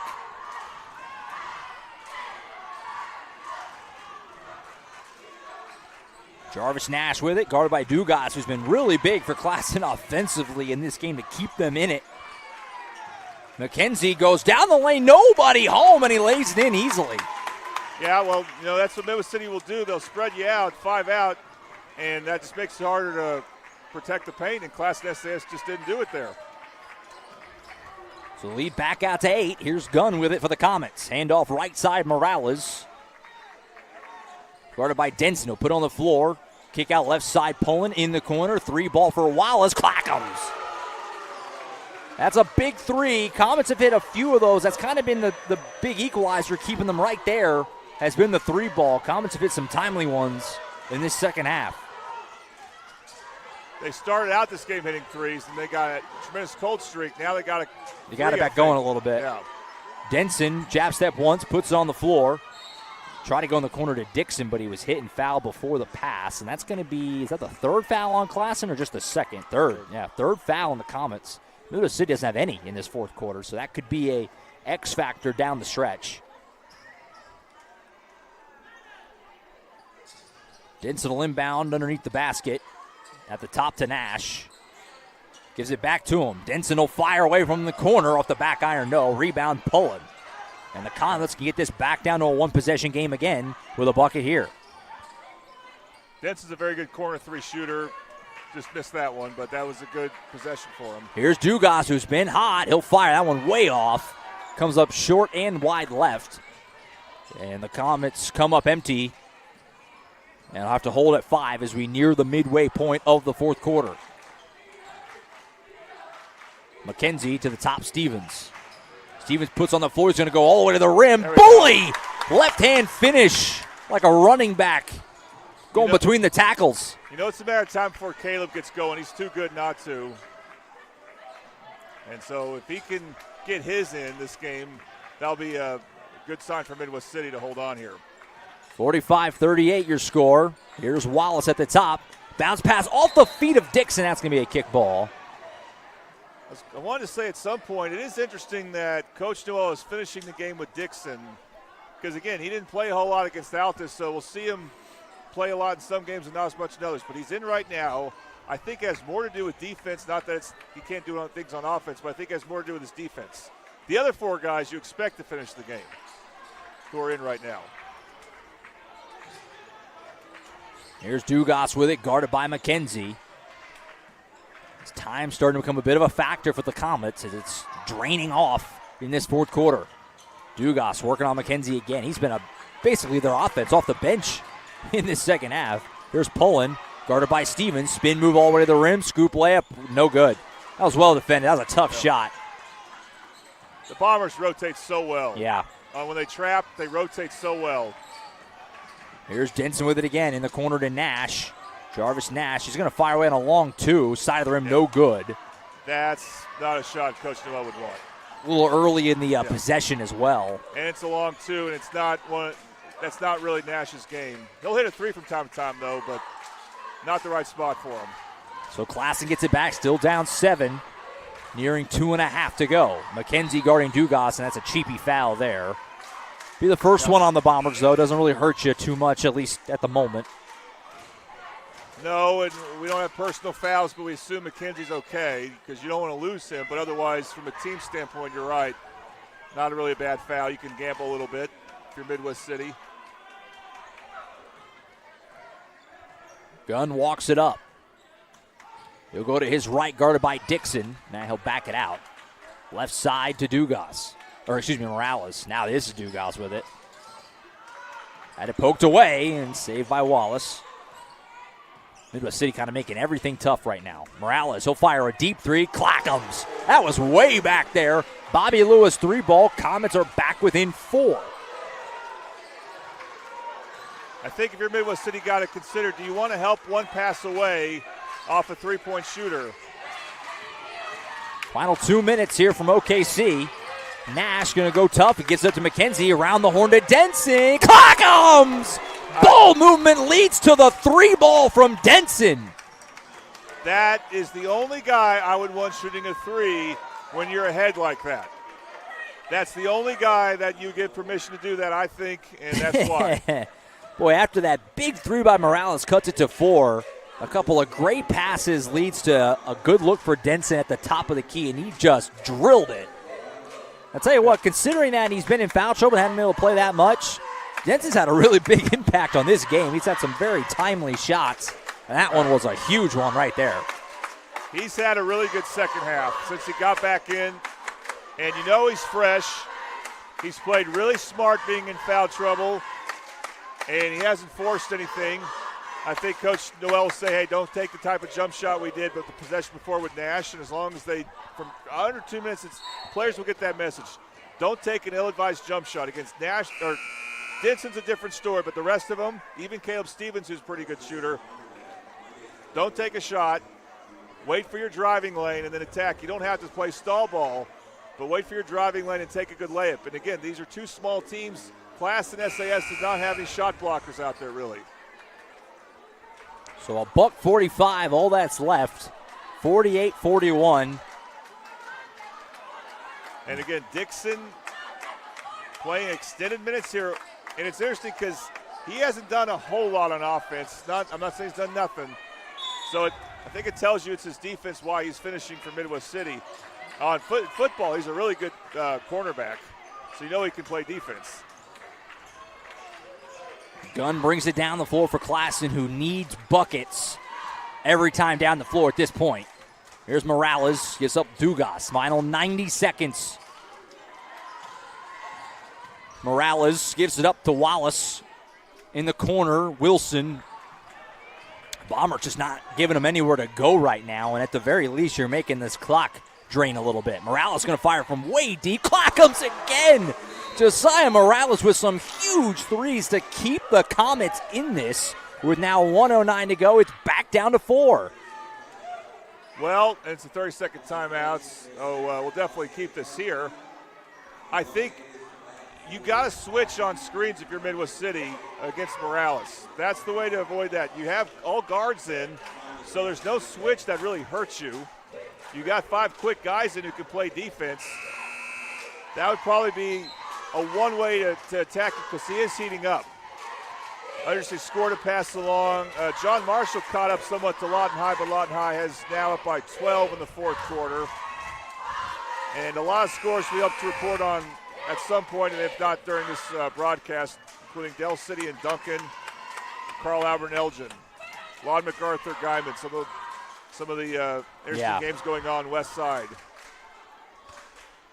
So the big three from Morales that Classen really needed to keep them in this, down by 4.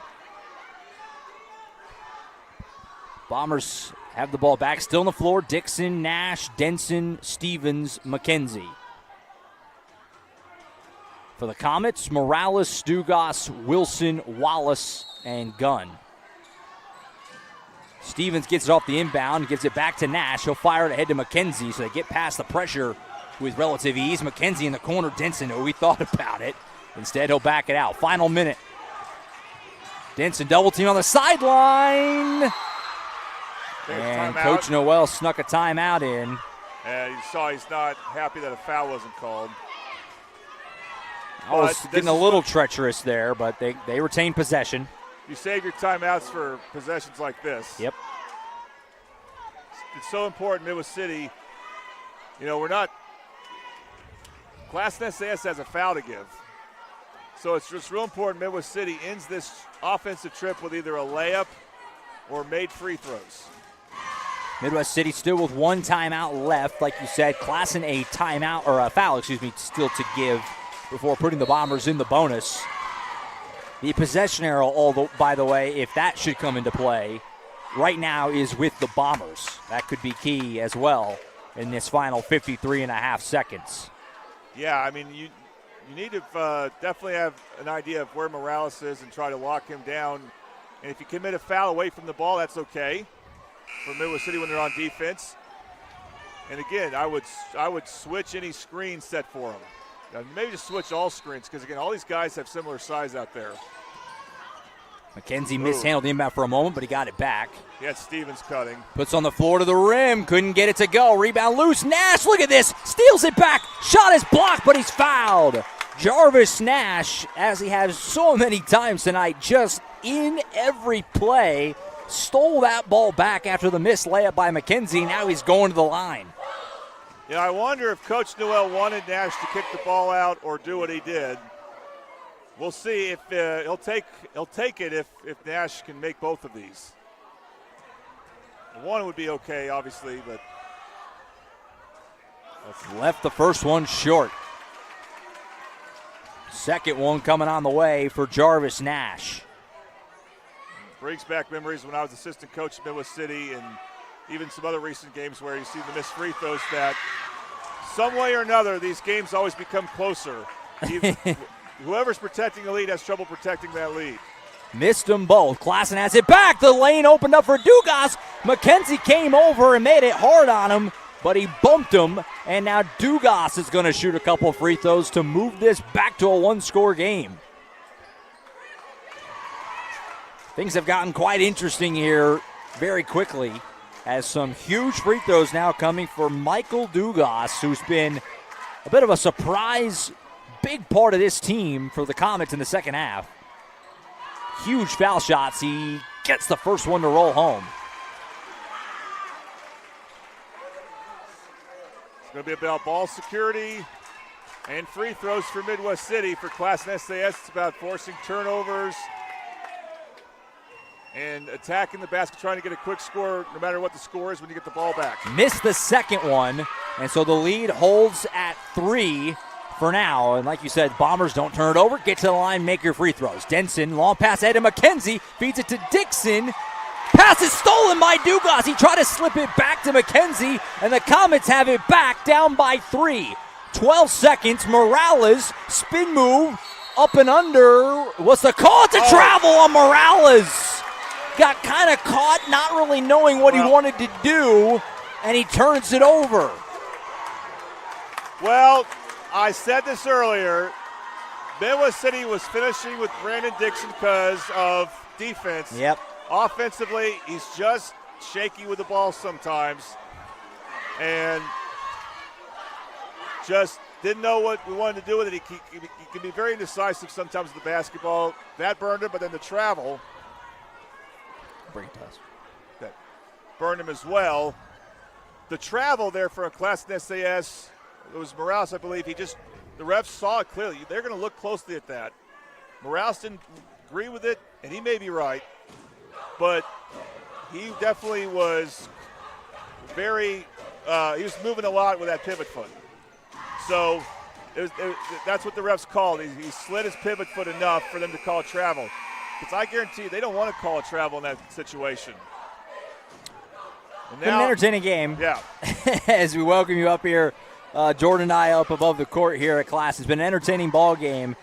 Well, we'll see how they handle this now. I mean, you got to, obviously, again, you just turned it over in a key spot. You have to avoid the turnover this time, obviously. You remember, Josh, in the state tournament, how Midwest City had trouble closing against Carl Albert in Collinsville. They get into Stevens, and he lost it. A turnover again. The Comets are going to have a shot. Dugat's got to put it up. Prayer shot. Back iron, no. Rebound loose. The clock has got zeros on it. What's the call? If you add time, it's Midwest City ball, so they're not going to add time. They're going to say no time. That's ball game. Wow. So Midwest City, it wasn't beautiful at the end. 2 nearly disastrous turnovers do not come back to bite the Bombers, as Dugas's 3 at the buzzer doesn't go, and Midwest City survives and gets a huge road win. Well, the win is the win. Again, they won without Chance Davis. They won with Denson being in foul trouble. Terrible closing out of the game. They didn't protect the ball in that last possession. They missed free throws. They missed they should have had a layup in their next to last offensive possession and just kind of butchered it, but they held on. And because they held on, it solidifies them at 4th in district play. Yep. And they're in a position where they can maybe move ahead of John Marshall or Del City because they're going to get those games at home. The Bombers get the job done. They move to 10-4 overall, get that pivotal 4th win in district play to go to 4-3. The Comets go to 7-6 and 2-5. This will be a tough one, I think, to stomach for Classen. Had the edge of this game early, didn't maybe push the lead out as much as they probably should have. And even there at the very end, had a couple of looks and just didn't have great possessions in the waning moments. And the Bombers survive and find a way to get the job done. Let's hand out our Triple Elite Screen Printing Player of the Game Award. Triple Elite Screen Printing, find world-class designs and hot new styles. I feel like I have a person that this definitely is in my mind where this should go. What about you, though? What do you think? Well, I think I like Denson's game, but the critical juncture for Midwest City was how they played without him. So the 2 guys in my mind are McKenzie and Nash. Yeah. Jarvis Nash, who came out to mean, who popped out to me. He just seemed like he was in the mix all night in every play, offensively and defensively. He had a couple of bad offensive possessions in the end of the game with a jump shot he shouldn't have taken and 2 missed free throws, but actually, overall played very well. And on defense, he's just amazing. He was everywhere, like you said, especially on defense. There's a few guys you could have went to. Like you said, McKenzie was really good. Deshaun Denson had some huge shots, especially in the second half of this game. But I think we're all good with Jarvis Nash, our Triple Elite Screen Printing Player of the Game. So, on that note, Midwest City wins it 48-45. Jordan, final thoughts on this one. I'll bring it back up here to us. Good first trip here to Class. We've never been here before for an OSN Game of the Week. Worked out pretty good. Couple of good games. They split them, the 2 schools, and it's a small gym, so it could get real loud. And the Midwest City fans really showed up. And it was a great crowd in here. For Midwest City girls, they're looking at being the 3rd best team right now in their district. They're going to look at not hosting a regional for the first time in 5 years. That's what it's looking like now. A lot can change. For the boys, I think it's good that they got some experience for some players who played some big minutes for them in the absence of Chance Davis and, again, Denson being in foul trouble. I think that this actually is a good win for them given those things, even though it ended kind of ugly. And now, they're firmly in 4th place, but, again, they hope that John Marshall, I think, is losing to Lawton High, and maybe if they lose to Del City on Tuesday, they have a chance to catch up to John Marshall. And, again, they got all these games again at home, so they're going to have a lot of good home games down the stretch, and they shoot a lot better at home. So they'll be an interesting team to watch in the second half of district play, which, by the way, I think begins maybe not Tuesday, but after the tournaments next week. I was going to say. I think that's when the second half of district play really gets going. I was going to say next Tuesday, Midwest City goes to Duncan. That's their next matchup on Tuesday. That is a rematch. So, but I think we also have examples of John Marshall hosting Del City, and they haven't played yet. So I think Del City backloaded their schedule. That may be why. So that's why you'll see a little bit of both, some rematches and maybe some first-time matchups on Tuesday. But we know after that, the second half of district play will definitely get going. So Midwest City goes to Duncan next up on Tuesday. Classen, meanwhile, they will stay here and host Western Heights on Tuesday. And we will be in Bethany on Tuesday as the Racers take on the Broncos. It'll be a fun double dip in the 4A level. We'll take a dip down before we're getting the Titan Classic next Thursday over at Carl Albert. Appreciate everyone tuning in. It was a lot of fun. It was great for me to get back on the hoops part aside. We've got a couple of great games tonight. Felt just right to start with the defending 5A champs right where we left off the Lloyd Noble Center last year. And the Bombers get a big win over the Comets, 48-45 for their 10th win of 2025. That's it for tonight. We appreciate everyone tuning in. As always, we will see you next Tuesday. Jordan and I with Newcastle and Bethany. We hope you tune in for that. And, of course, the Titan Classic starting next Thursday as well. Games all day long, Thursday, Friday, Saturday from Carl Albert. Jordan and I are going to be on the call for a lot of those games. We're also going to get a couple other guys. Sean Thurman getting in there as well. It's going to be a full boat. Tracy Mossett. Yes, Tracy as well, of course. It's a full boat to broadcast that thing, but we're looking forward to that next Thursday. But first up, Newcastle and Bethany on Tuesday.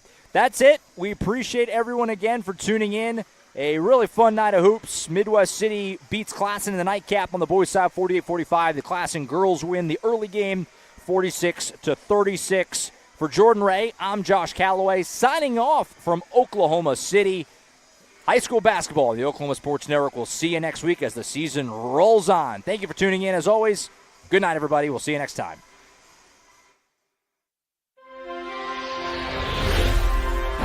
Thanks for watching this presentation of the Oklahoma Sports Network.